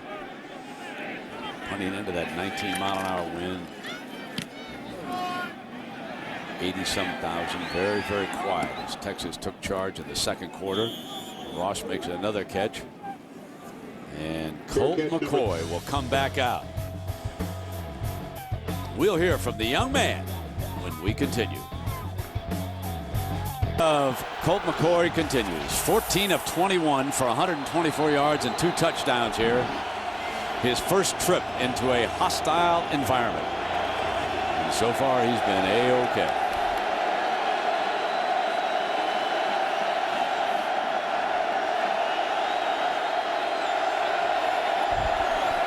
Faking to Charles, rolling pocket hard to the right. On the move, caught and out of bounds. And let's get to know. Wow. He told me he lives on the 10th floor of that Jester Hall. He goes straight up every night and doesn't pay any attention. He'll learn. Yeah. That's the only thing that made me nervous about it. Those elevators stop on the way up, running. 5:14, 2nd down and 10. He's impressive. I'll tell you what, he's a talented guy. And you combine that with his dad, a football coach. How about Mac, the knee replacement? Wonder how it's holding up in this cold weather. First time. He's walking pretty good now. That's what being up 16-7 will do. You're right there. 2nd and 10. Here comes Charles. And Charles is met by the Nebraska defense, and Bradley is there, and we check in with Lisa. Well, Brent, Coach Davey was mentioning that Mac Brown had knee replacement surgery just in May. We were talking to him on the phone earlier this week, and he says his rehab recovery, he's right where he's supposed to be, but doggone, he says it's just so painful. Earlier in the season, he tried to walk around at practice. That wasn't doing so well, so he went to the golf cart. I asked him, did you ever consider sitting on maybe a stool during the games? He said, I thought about it, but I told my wife it might make me look too old. Sally said, the players already know you are old. Right? Here comes the Nebraska blitz, trying to get to the young quarterback, and he completes a 1st down pass in the teeth of that rush from Mac Brown. And nice job indeed. That's the way to do it, with Lima Swede turning it out, recognizing the blitz, and McCoy does the rest. What a great job of pass protection right there. And the thing they did a great job, Brent, you notice the unblocked defender came from where the quarterback could see him. And Colt McCoy again stood in there against the unblocked guy and delivered that football. This Texas coaching staff is, in a word, excellent from top to bottom. 1st and 10. Taking off. And a 1st down for the Longhorns. Rude finally wrestling the quarterback to the ground. You know, they actually say that he runs the option better than Vince Young. And the thing that jumps out at you, he's tough. He is a tough young guy. Yeah, you know what he says? Don't mess with Texas. With a name like Colt McCoy, he's in the right state, isn't he?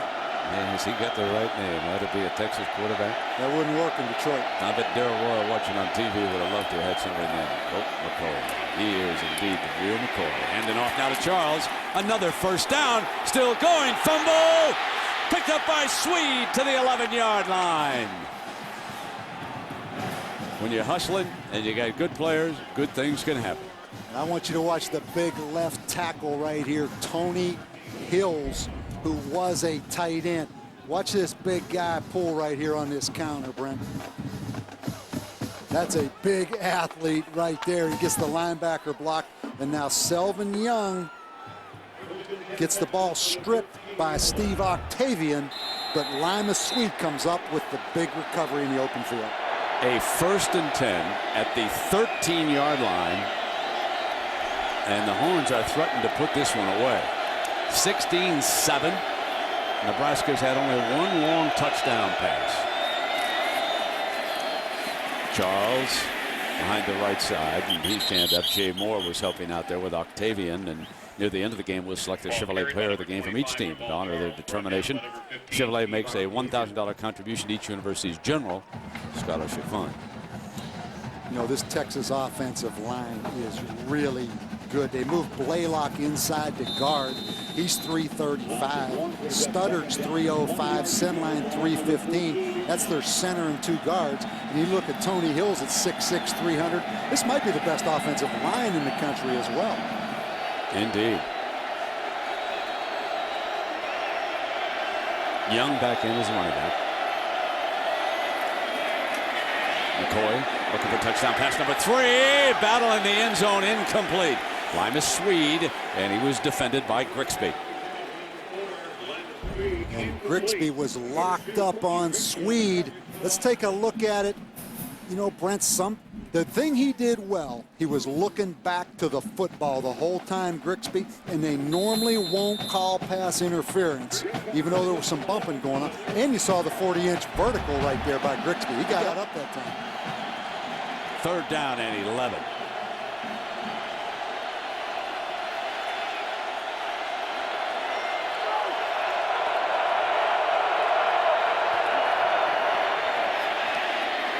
Deflected and 4th down. So 4th down, the field goal attempt coming up. Last week, Texas faked a field goal. I'll tell you who's playing a heck of a football game is Steve Octavian. We see him come up the middle, and then Bradley, wow. Here's Octavian, number 15, off the injured list this week. He was active in practice. So here is Johnson. This would be a 31-yard attempt. Jordan Shipley is the holder. Pulled it. No good. He's missed 2. And Nebraska stays right in the thick of this. Down 9, 2:30 to go in the 3rd. Keep in mind, 2 minutes and 31 seconds left in the 3rd quarter, Brent, and then Nebraska gets the wind in the 4th quarter. So really, they're in shape right here. It's only a 9-point ball game.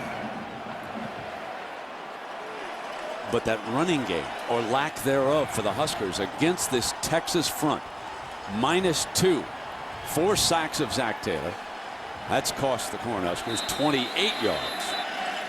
And even if you give them the 28, that's a pretty weak rushing effort, especially for a Nebraska team in Lincoln. That's how good this Texas front is. I'm surprised we haven't seen some screen passes, Brent, to try to slow this Texas defense down a little bit. Let them get up the field, run some screens, or even some draws on them. Showing blitz. It's picked up. Throwing. And a big gain by Terrence Nunn to the 40-yard line. Good job by the offensive linebacker. And Brent, they have improved their pass protection here in the 2nd half. Texas again coming with the blitz. He gets the ball out quickly. And this is one of those games where you feel like Texas has been in control the whole time, but Nebraska's still hanging right there. Brent Byford, the center. He had one of the key blocks. Here's the offensive lineup. Number 16 is Purify. He scored the Ground him. Texas rushes 4 this time. Dropped again. this time purified. And time permitting now, stay tuned for the Thrifty Car Rental post-game report featuring scores, highlights. We'll have John Saunders with Craig James and Doug Flutie. Of course, we've got the second game of the doubleheader coming up. Many of you will see Michigan, Iowa. And here it is, second down and 10 with a minute and a half. And as Coach Davey told you, they will get the wind at their back in the fourth quarter. They would love to be on the move. They would love to cross midfield, have a first down, run out the time in the third, and then pick up the wind early. Now cut back by Jackson, looking good. Breaks across midfield to the 42-yard line. And looking on, there's his brother. Way to go, Brandon. The youngsters raised up Chicago way before they moved down to Mississippi. Tragedy in the family. This is an 18-yard run for Brandon. And you look at this run, Coach, and you got to stick with number 32 for a while. And you know what, Brent? Sometimes his brother loves it. Sometimes you have to.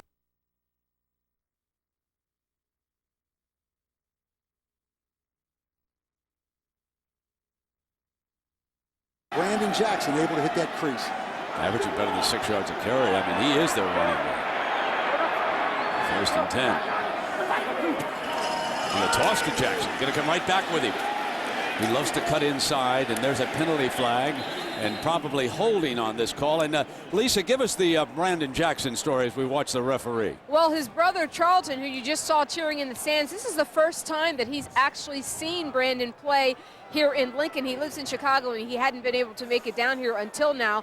The Jackson boys have another brother, a sister, and they are a tight-knit group. They really have to be because their father died when they were all kids in a horrible car accident when Brandon was 6 years old. He was telling us yesterday, Brent, that despite starting this year fourth on the depth chart, that he just somehow knew that this was going to be his year, that this is the year that he could be here to see him play. So he started carrying around a picture of his dad, Charles, taping it up to his locker room for all the games, home and away, at all the practices, just so that he could feel his father's presence. Brent? Yeah, it's a wonderful story with what those brothers did. Just the little guy, huh? And he's been tough growing up here today. Now, after the penalty, that brings him back on the other side of midfield, as you can see, for a 1st and 20. Texas rushing 4 again. Zach steps away, going to keep it. Going to take his licking at the 49 as he crosses midfield. Scott Derry. And Lisa, I told you the story, and here was Brandon's locker. You can see how nice this facility is, by the way. And there's a brother down there having a good time. But what a gorgeous locker room. It's like a clubhouse in a major a golf club. It really is. It really is. And how about Brandon Jackson? Did he ever stop smiling yesterday? No, he's in the half hour we were with him. He's a delight. Second down and 17.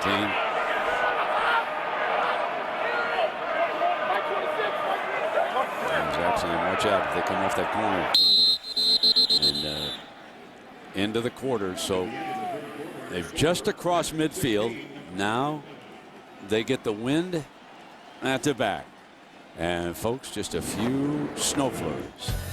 Fourth quarter will come up on ABC after this message and a word from our ABC. Vince Young and the NFL Nation will be Monday night at 8:30 Eastern. Watching ESPN, Eli Manning and the New York Giants come to the Lone Star State. It's Drew Bledsoe and the Dallas Cowboys, and that'll be the Giants and the Cowboys. And here it is, the tough runner now, Brandon Jackson breaking free toward the end zone. Touchdown, Nebraska. You can forget about the running back rotation in Lincoln, folks. Number 32 has just taken charge. 49 yards for Brandon Jackson, and the Huskers are back in the thick of it.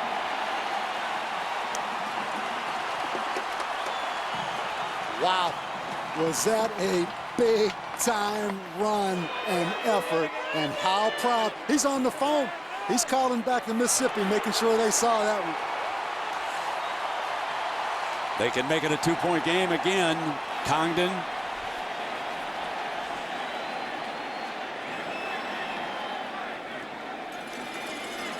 And remember what set this 7-point burst up. The missed field goal.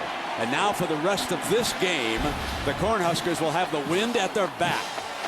And the little shuffle draw pass. 1 missed tackle, 2 missed tackle, 3. And a great block right there by the fullback, Dane Todd, in the open field. Brent, that was an unbelievable effort by Brandon Jackson. Boom, how about that block? This guy, 4th team when the season started. He's had labrum surgery in his shoulder, on both shoulders. That's as good as it gets right there for those 2 brothers. Enjoy, folks. You're exactly right. That's my brother, baby. You better believe it. Look at him smiling. And the snow has begun to fall, and the wind is in the Longhorns' face, Brent. Major test coming up now for number 12, Colt McCoy. A 2-point lead. Texas had an extra point blocked, or they'd be sitting on a 3, and that could be very, very important. You can say what you want, but players always have another gear. And the fact that Brandon Jackson's brothers are at this game, Brent, that may have been the extra gear for him right there. Jake Rush, the drops of snow even on some of the lenses.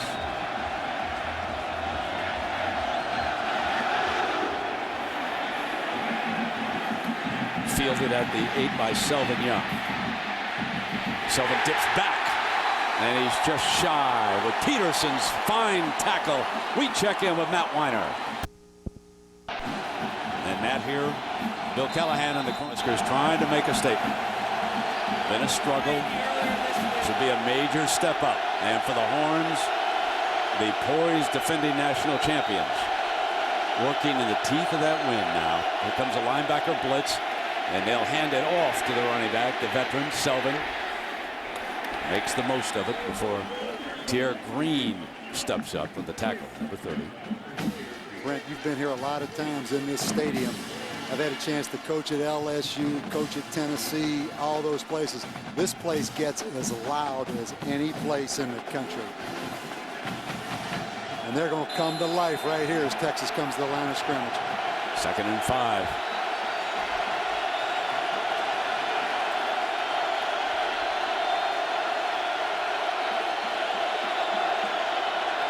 They'll bring it backer again.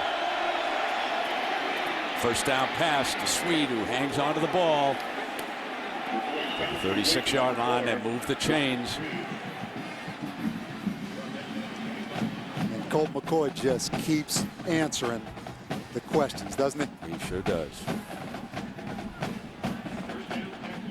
He looks like he's having fun out there. Really does. He just, you would never know he was a redshirt freshman.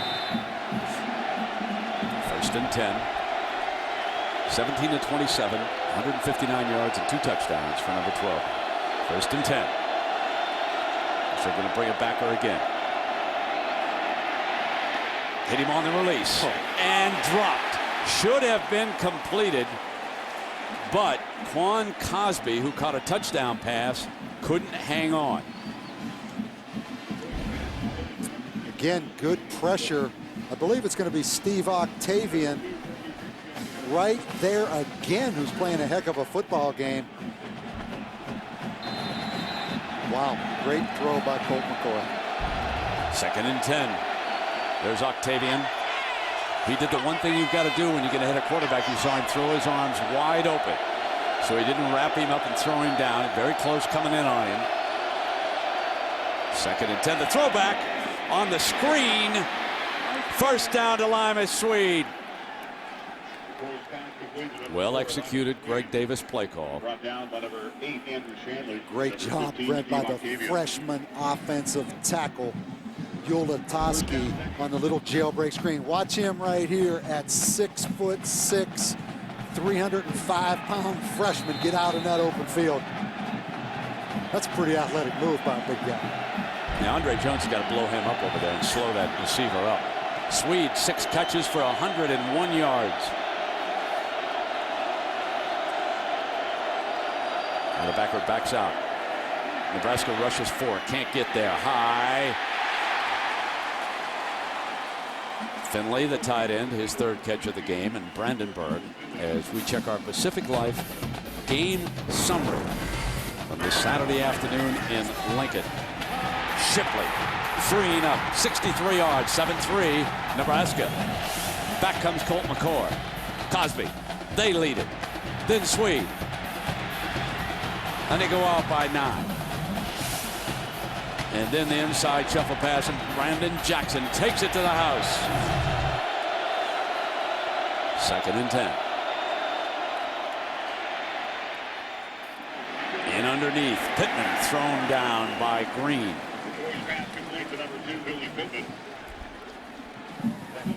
Here comes your 3rd down. They're going to need about 6 yards, it looks like, from up here. We'll see. There it is. 3rd down and 6 now for McCoy. Here's a huge play at the 12-minute mark. At some point, this young freshman, they're blitzing him now, Brent, every down. He has to make a mistake at some point, doesn't he? This is a young freshman in this environment here at Nebraska.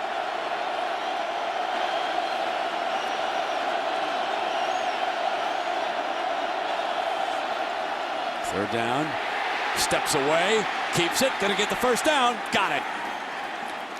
Toughness tells.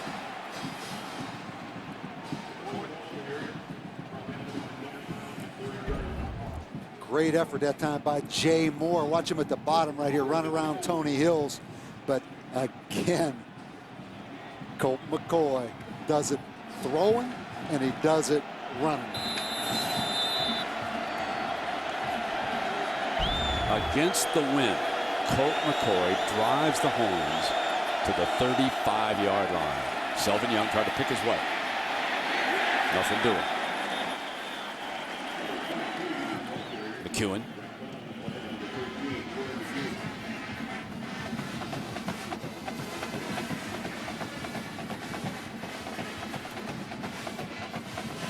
There's Vince Young. Watching the quarterback who succeeded him at Texas. Not leaving. As his school is on the march here, leading 16-14.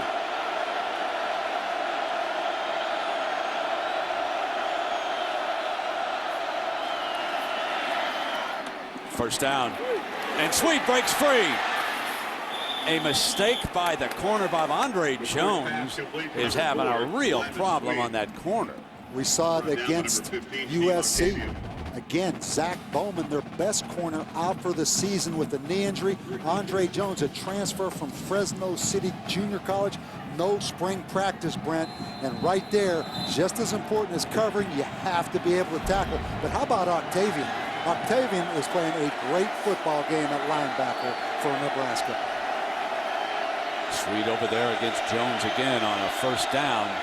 Inside the 20, quarterback draw. Across the 15-yard line that time. Keeping the clock moving on this impressive drive for Mac Brown. At some point, we have to give Greg Davis, the offensive coordinator from Texas, a lot of credit. I mean, the development Vince Young made over his career as a quarterback at Texas, outstanding. And there's some coaching that's gone into developing Colt McCoy as well. So a lot of credit to Greg Davis, the offensive coordinator. One thing McCoy can also do is run option. They showed that against Baylor. They have not shown that much here today. 2nd and 8. Throw back to Swede.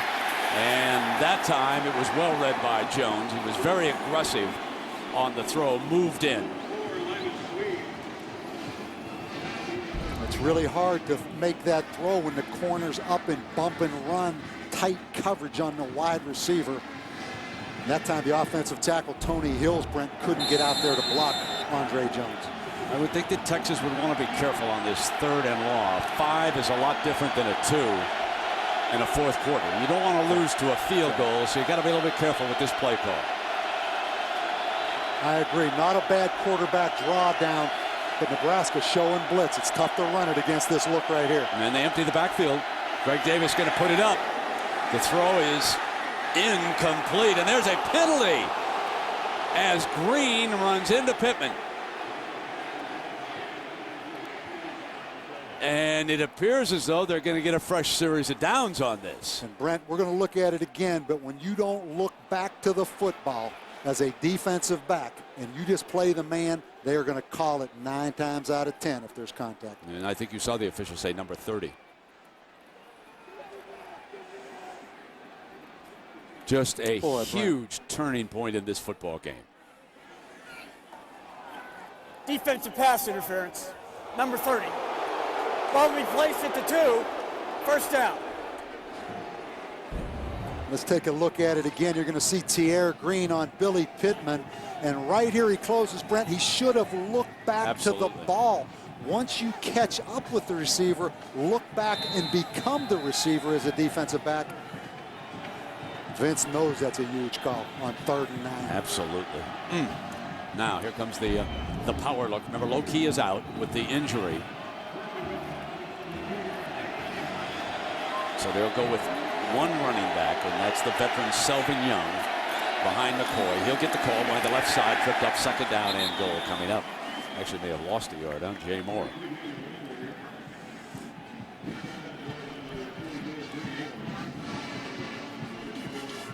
If Texas can put this on the 9, it becomes very, very difficult for Nebraska against Mack Brown's defense.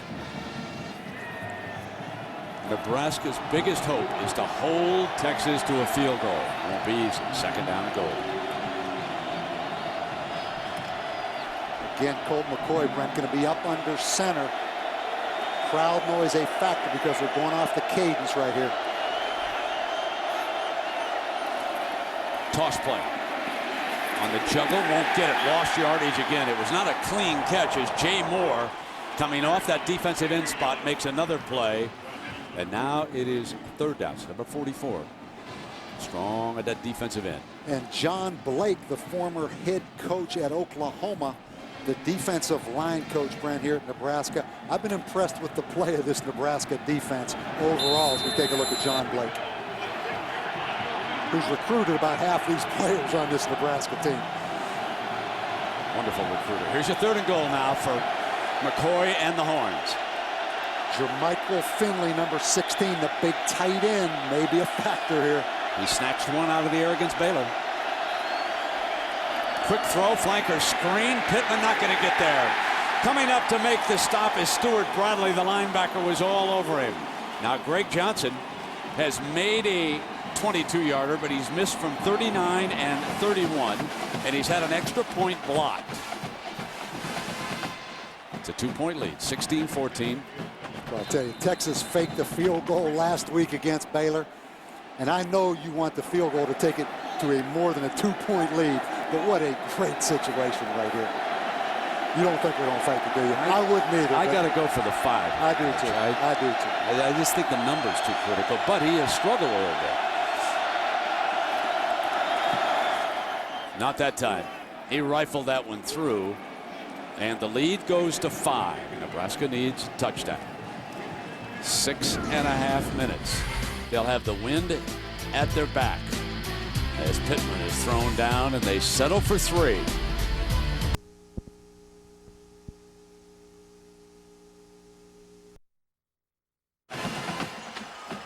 Well, the last time that Nebraska beat a team ranked in the top 10, you got to go back to 2001 against Oklahoma on an end-around pass. And now we come down to the final 6.5 minutes. Zach Taylor and the Cornhuskers have a chance. Down only 5 points. Kicked along the ground into the wind. Picked up by Jackson, who made that brilliant touchdown run, and he battles this time out to the 35-yard line. Zach Taylor and the Huskers will take over. We'll take a break and we'll come back with the snow starting to fall in Lincoln. Can the Cornhuskers come all the way back? We'll find out. 19-14, 6:22 to go. In the first half, Zach Taylor was sacked 4 times. He has not been sacked once this half. Credit the offensive line. From left to right, Patrick, Austin, Byford, Huff, and Slauson have done a much better job of protecting the quarterback. Now 6:08 to go on 1st and 10, and having said that, Patrick breaks the snap count. and costs them 5. You were rolling, too, on the offensive line. I wanted to give those 5-yard penalty. big uglies, First down. as they have been called for years. And let me just remind everybody that coming up now, the second half of ABC's college football doubleheader. Most of you will see this one. Iowa take on number 2 Michigan. And others will see that ACC game between Boston College and Florida State. Next on ABC, college football lives here. So it becomes 1st and 15, and another move by him. Back to back. Sometimes on the road that can happen. That's very unusual. You are exactly right. And all of a sudden now, because it's 1st and 20, you would love to give the ball. You would love to give the ball to Brandon Jackson, because you have the feeling he can take this team on his back. But now it's 1st and 20. It's hard to run the football. 5:52 remaining, a Big 12 showdown. The leader of the South, the leader of the North, could meet again on December 2nd in Kansas City in the Big 12 championship game. But first things first, and Nebraska trailing it here with a 1st and 20, and it is suddenly 2nd and 20. So an ugly start, and there's a penalty flag way downfield. Purify ran into one of the Griffins, I believe, down there, and something happened. And they're going to get Marcus Griffin. After that play was over, he jerked Purify, who was on the ground. That was an excellent call right there.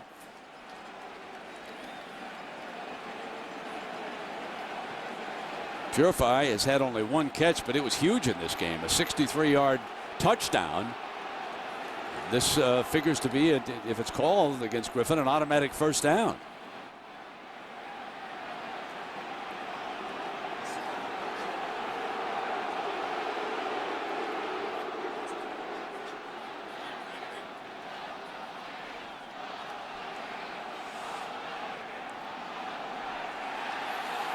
Big 12 crew trying to straighten out what could be a huge turning point. Dead ball, personal foul. Number 26 on the defense, 15 yards, 1st down. And you're going to see right here at the top of the screen, Marcus Griffin. Purify came in and blocked him low. And then Marcus Griffin, as you hear all the time, Brent, retaliated late and got called for it. He objected to that block, and that would have been 2nd and 20. Instead, it's another 1st down. Double reverse. Here comes Hardy. He's got speed. Out of bounds. A 1st down. And number 27, Michael Griffin, the twin brother, comes over. Speed on defense negates great offensive plays, Brent. I mean, this wall is set up, and look at Griffin put the shot on France Hardy. I mean, that looked like a punt return wall. It was set up so well. He just compensated for baby brother right there after the 15-yard penalty. Was that a lick?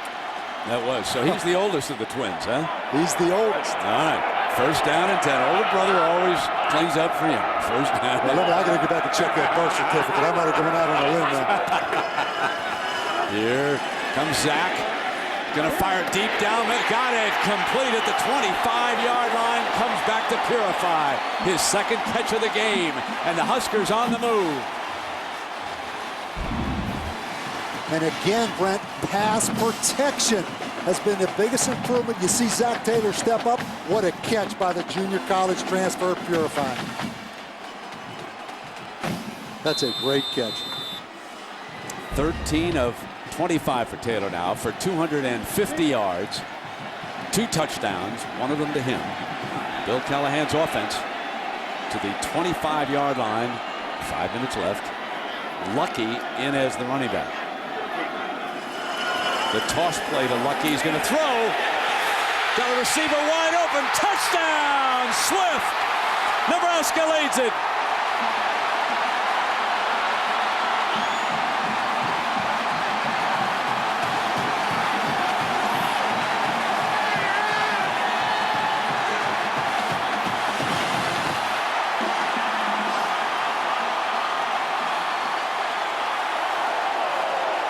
Bill Callahan empties out the playbook. Marlon Lucky out of Southern California throws the halfback option pass to Nate Swift. And now the Huskers will go for 2.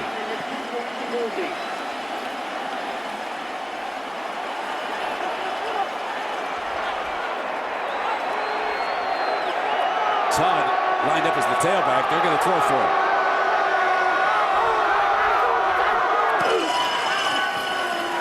Rolls to the right, throws in, complete. So it was picked off, actually, by the Horns as Griffin jumps in. A 1-point lead. Nebraska leads it on the halfback option pass. Swift's first catch of the day and his first touchdown of the year. Lincoln, Nebraska is a lead with 4:54 to go. The snow starting to fall. And Swift, who cut that go-ahead touchdown over on the far side. The snow blowing in Lincoln, Nebraska, huh?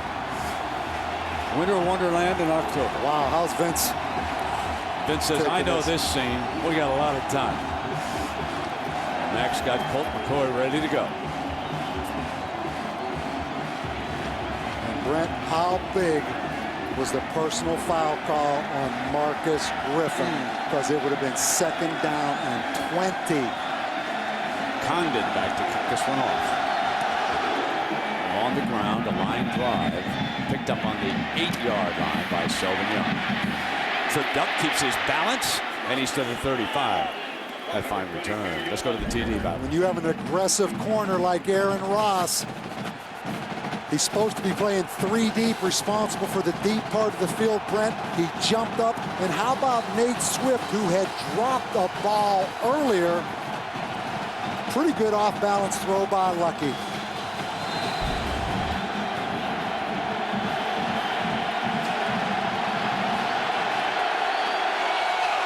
Four and a half minutes. The defending national champions. Coming out to the 35. McCoy will take off. And stoned after a gain of a couple of yards by Brandenburg. We check in with, and here it is, 2nd and 8. McCoy's hit, fumble! Texas on it. Ulatowski, the tackle, saves the moment as Barry Cryer rolled in on McCoy. And Barry Cryer that time beat Casey Studdard, the guard, and that was a fumble. Huge recovery right here by the freshman Ulatowski, Brent. A 3rd down for McCoy and the Horns. They need 13 yards. They need the 46. Here they come. All-out blitz. Kevin Cosgrove's bringing the kitchen sink, and here they come. McCoy going out of bounds, throws it almost complete, but it's defended by Nebraska. An amazing effort by McCoy, but well defended as Wilson was over there. Finley, the intended receiver. You mentioned it, a great effort by Colt McCoy, avoids Carricker, and that affects field position because Texas will punt this football with 2 timeouts left, Brent, and 3:05 left. And Bo Rude deserves a ton of credit on that play. Number 51 was a linebacker dropping back on Finley. They almost had him bracketed with a sideline. 4th down and 13. With 3 minutes to go, Mack Brown elects to kick it back and take his chances with his defense. We check in with John Saunders in New York. And final 3 minutes here. 1-point lead. If you're wondering why 19, Texas missed an extra point in this game, or we'd be tied. On top of that, they missed 2 field goals in this game. So the kicking woes have put the Longhorns in jeopardy here. Talk about Nebraska, the commitment to the running game, Brent. Right here is where it can all pay off for you. Ivan Jackson is the running back. Behind the left side and still going. Near the 35. Now, I want to take you back to these kicking problems. The miscues. The block on the extra point. And then 2 missed field goals from 39 and from 31 yards. 7 points left on the table. And Nebraska leads it by 1. Bill Callahan and the Huskers trying to beat a top 10 team for the first time since 2001. Is this the first of 2 meetings? Remember, looking ahead to the first week in December, the Big 12 championship game in Kansas City. This would be a huge step up for Bill Callahan and the Nebraska program if they can hang on. They lost their first major test of the year against USC as we check in now with the All-State BCS standings here. Texas, one of those one-loss teams, ranked 9th. They lose this one, they can forget about the national championship in all likelihood, but not the Fiesta Bowl. Remember, the winner of the Big 12 goes automatically to a BCS game, just not the championship game in Glendale. And a huge battle underway for that 2 spot right now. And Ohio State and Michigan, of course, they meet in Columbus. Brent, I think the Big 12, 5 of the last 6 years has had a team in the BCS championship game. And you mentioned if Texas loses, they're out. But right now, if I'm Nebraska, protect the football, because nobody in the country forces more turnovers than the Texas Longhorn defense. The defense just trying to give them an opportunity here. They come back with Jackson again, and at that time he was stopped by Scott Derry. Texas, I believe, just used their last timeout, Brent.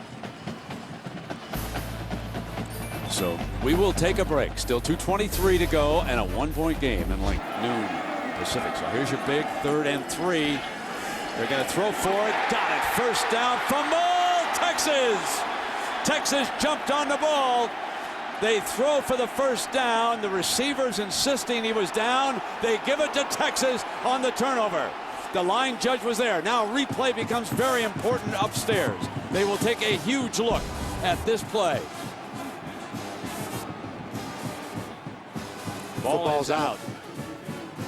No question. None coughed it up. Brent, we talked about turnovers. Texas forced 5 against Oklahoma, 5 against Baylor, and I believe that's the 3rd turnover today this Texas defense has forced.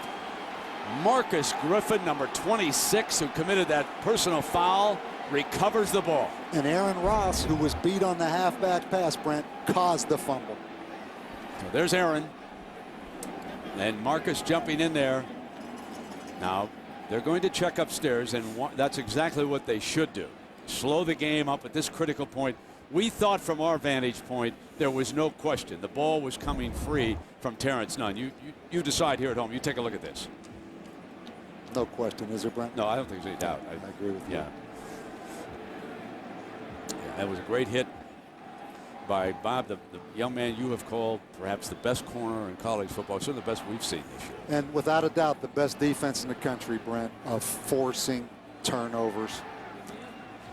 If they get the ball, they'd have it just inside the 45-yard line. They are out of timeouts. 2 minutes and 17 seconds to go. There's Mack talking with Greg Davis upstairs. They will set the situation for Colt. Reminded that he's out of timeouts. Of course, in the college game, a first down stops the clock momentarily while they reset the chains as the snow continues to come down here, and the Big 12 wants to make absolutely certain that they have made the right call on the field, and that's nothing more than either of these coaches would expect in a situation this important. If I'm Texas, I get every heater I have on that sideline, and I get Greg Johnson, that place kicker, in front of those heaters. Keep in mind, he's missed 2 today. He's kicking into the wind. He had only come in having attempted 2. Am I right about that, Bob? He's 1 for 2 on the season. I made that observation. Yeah. Unusual, he'd only attempted 2. 2:17 to go. Clearly, the ball's out. I honestly am going. Here comes the announcement that it's a fumble. Upon review, the play is confirmed. First down, Texas. 2:17 to go. First down and 10. And Brent, I think about the matchup of Andre Jones, the junior college corner, number 25, and Lima Swede with this football game on the line right now.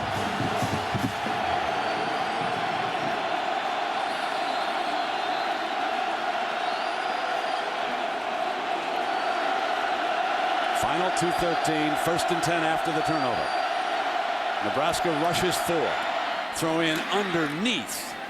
Short of the first down, an 8-yard gain. That's Quan Cosby. He caught the touchdown pass earlier.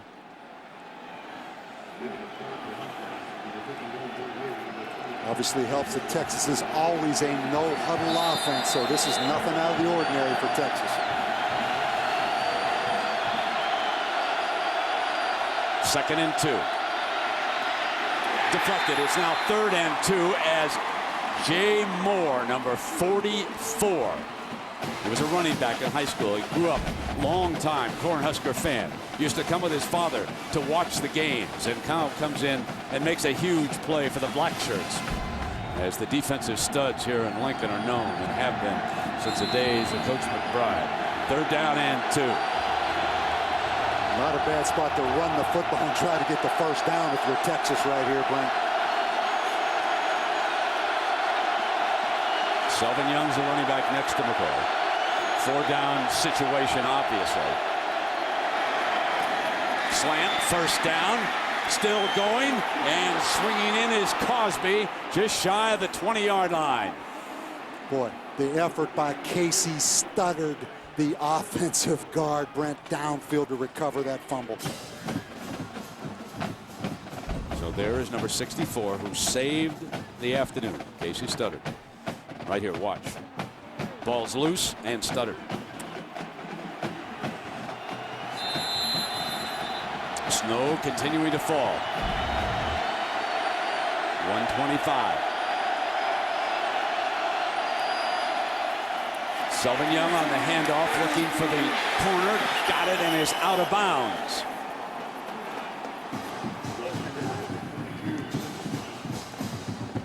Clock stops as Selvin Young able to take it out of bounds.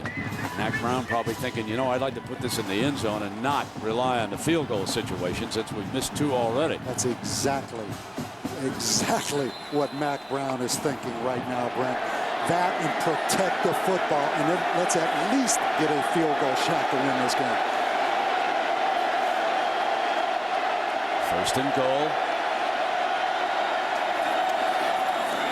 Here's Selvin again to the 8-yard line. It'll be 2nd and goal. Octavian makes the play. And if you're Nebraska, Brent, you may think about taking a timeout yourself right now with 3 timeouts left, because if they do kick the field goal, at least you get the football back.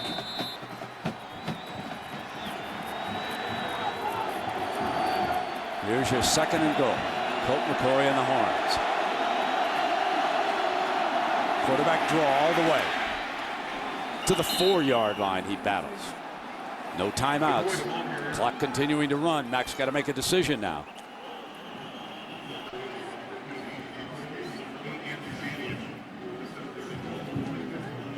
Nebraska called timeout.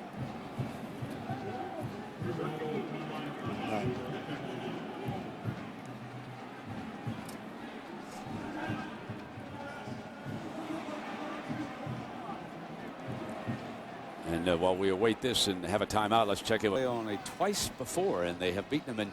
And let's go back to this situation, Bob. The clock was running down. Texas had to make a decision with 3rd down coming up if they were going to stop it. Bill Callahan electing to try and give himself a few seconds if they kick a field goal. Is that what transpired here? Exactly. Bill Callahan is thinking right now Texas is going to have a chip shot field goal. Time is really no factor against Texas, even though they don't have a timeout. So why not use a timeout in case we have time to get the ball back? But keep in mind the kicker, Greg Johnson, has missed both field goals from this same hash at the other end of the field. So if you're Texas, get the football in the middle of the field right now. And it is possible that they'll switch kickers here. And I see Ryan Bailey, who would be a possible replacement down there if they decide to go in a different direction. He had warmed up. It's just 3rd down and goal and out of timeout. Throw it for the end zone. Battle for the ball. Incomplete. You got to be kidding me, don't you? They went jump ball, double coverage. Brent, explain that call to me. The risk of having that football intercepted right there when a field goal wins this game? That makes no sense right there. Well, here comes Ryan Bailey. And now the ball's still on the same hash that he missed from at the other end of the field. With 27 seconds, Bob, would they have had enough time on 3rd down? There are no timeouts. Could they have moved it to the center on a running play and still kicked it? No question. Okay. No question. And Nebraska probably would have called timeout, but has Texas changed kickers right here? Yes. Yes. Yeah. Ryan Bailey. Boy, I would have put that ball in the middle of the field. Bring the field goal team out and kick the ball from the middle of the field. I mean, you leave the ball on the hash and you risk the interception on that jump ball to line of sweep. This is not a gimme by any stretch of the imagination.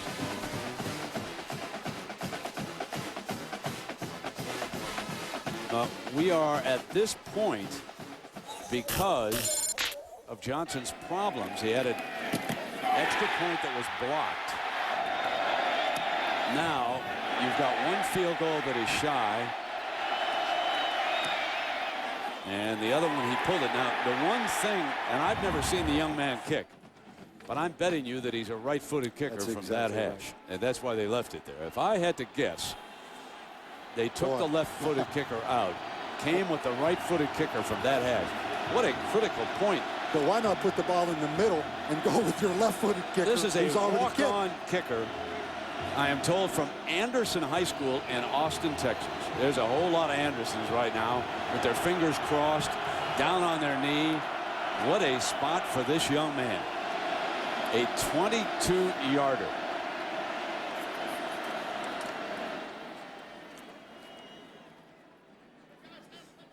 Callahan wants to get the situation straight over there.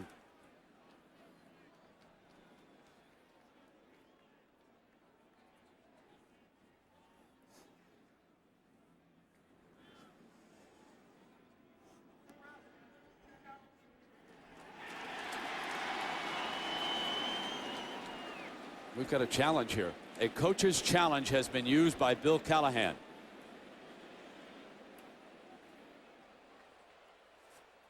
With 27 seconds, he is challenging.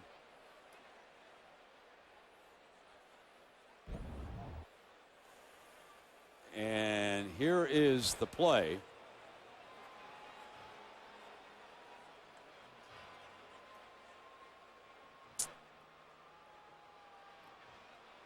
Ball wasn't caught by anybody, was Looks it? like it hit the ground. I mean, right there, the ball hit the ground. Yeah. It's a very effective use of a challenge, even if he knows he's wrong. A young kicker in a situation like this is just a little bit of ice. This is nothing more than a delay the game tactic to have this walk-on, Ryan Bailey, think about this a little bit longer. There is no question what has been happening right here. Brent, I have to go back one more time to throwing that jump ball to Lima Swede and not running the football and putting it dead in the middle of the field and letting your field goal kicker, who's kicked all day, kick the game-winning field goal for you.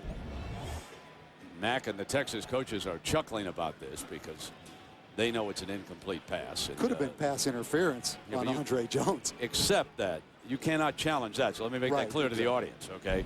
You cannot challenge that. That's a judgment call. Ball bounced off the ground, incomplete pass. But in the meantime, the focus should be on Bailey as we welcome those of you who are just joining us here. We've gone a little bit back and forth. Texas trying to hang on to the hopes of defending their national crown that they won in dramatic fashion a year ago in the Rose Bowl. And here is the walk-on kicker who has replaced Johnson, who had an extra point blocked and missed 2 field goals, and a little bit of ice has been After applied. review, the play is confirmed. The pass was incomplete. So Bailey has time to think about it. from the right hash. 27 seconds to go. But a young man from Austin, Texas, Bailey, in this situation, Brent. Here it comes. Look at everybody's face. I'm hanging on this. Jordan Shipley is your holder. 22-yard.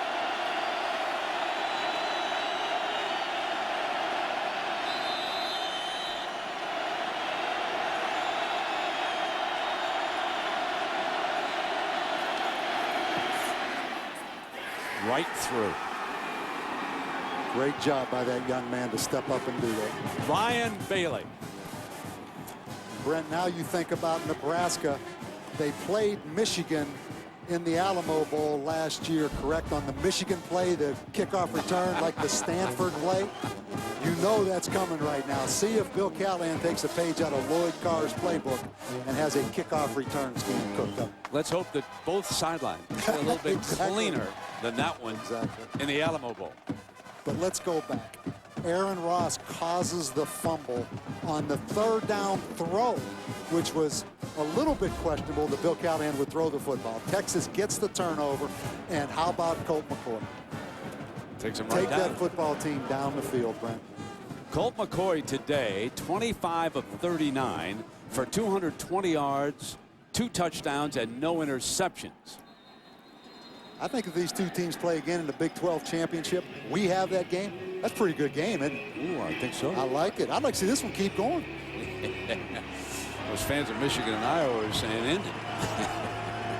22-20 with 23 seconds remaining. And the Huskers with 1 timeout remaining. So they still have 1 timeout. And some fans who just a couple of minutes ago were ecstatic here are looking on in dismay. And following the turnover, they'll kick it along the ground, eat up some seconds. Todd, the fullback, will lateral it off. They're going to throw it across field. Here it comes. Down at the 23-yard line. And today's Chevrolet players of the game. Colt McCoy, 220 passing yards today and 2 touchdowns. And Brandon Jackson, 116 total yards and that magnificent touchdown on the shovel pass. So with the timeout, remember on change of possession and the game clock starting on the kickoff, but then by using that final timeout, Bill Callahan has given Taylor and the offense 12 seconds. And of course, second half of our doubleheader coming up next. Most of you will see Iowa, Michigan. Rest will see Boston College against Florida State. Next on ABC, college football lives here. You just never know what kind of drama will unfold when you walk into one of these college football venues. And these teams have played hard. Yes, this has been a hard-hitting football game, Brent. 10 Texas points following Nebraska turnovers today. After an interception, Lima Sweet caught a 55-yarder, and after a fumble recovery, there was a 22-yard field goal. Field position big in the first half, but yet Ryan Bailey, 6'2", 180 pounds, a sophomore out of Anderson High School in Austin, Texas, is the hero of the moment. The entire Anderson family will meet that plane when it lands back in Austin. Anderson family, the city of Austin, will meet that plane.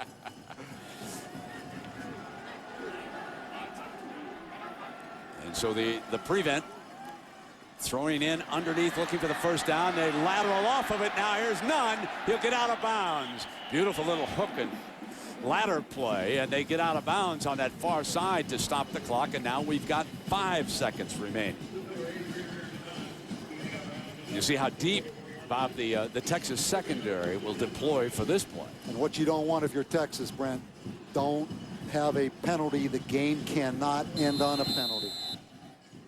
I mean, we have defensive backs inside the 10-yard line right now. Yeah. And they're trying to back them up even more. They don't have Doug Flutie throwing it. Better watch out here now. Yeah, Zach Taylor goes long. Batted incomplete. And there's a penalty flag.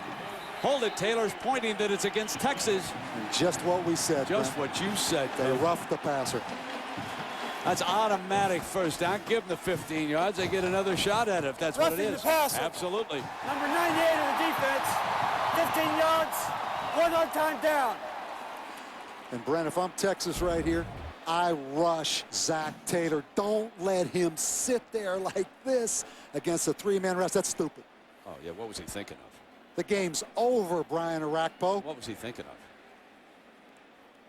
Wow. But I do not 3-man rush here and let him have that much time, Brent. Well, here we go. From the Texas 40-yard line, he can get this one down in the end zone, folks. But when you have 5 or 6 guys blocking 3, Brent, he'll have all day to throw this football. I'm looking for Gerard Phelan. Doug Flutie knows what I'm talking about right here. This makes me nervous right here, just rushing 3. Stepping up. Firing for the end zone now. Jump ball. Here it comes.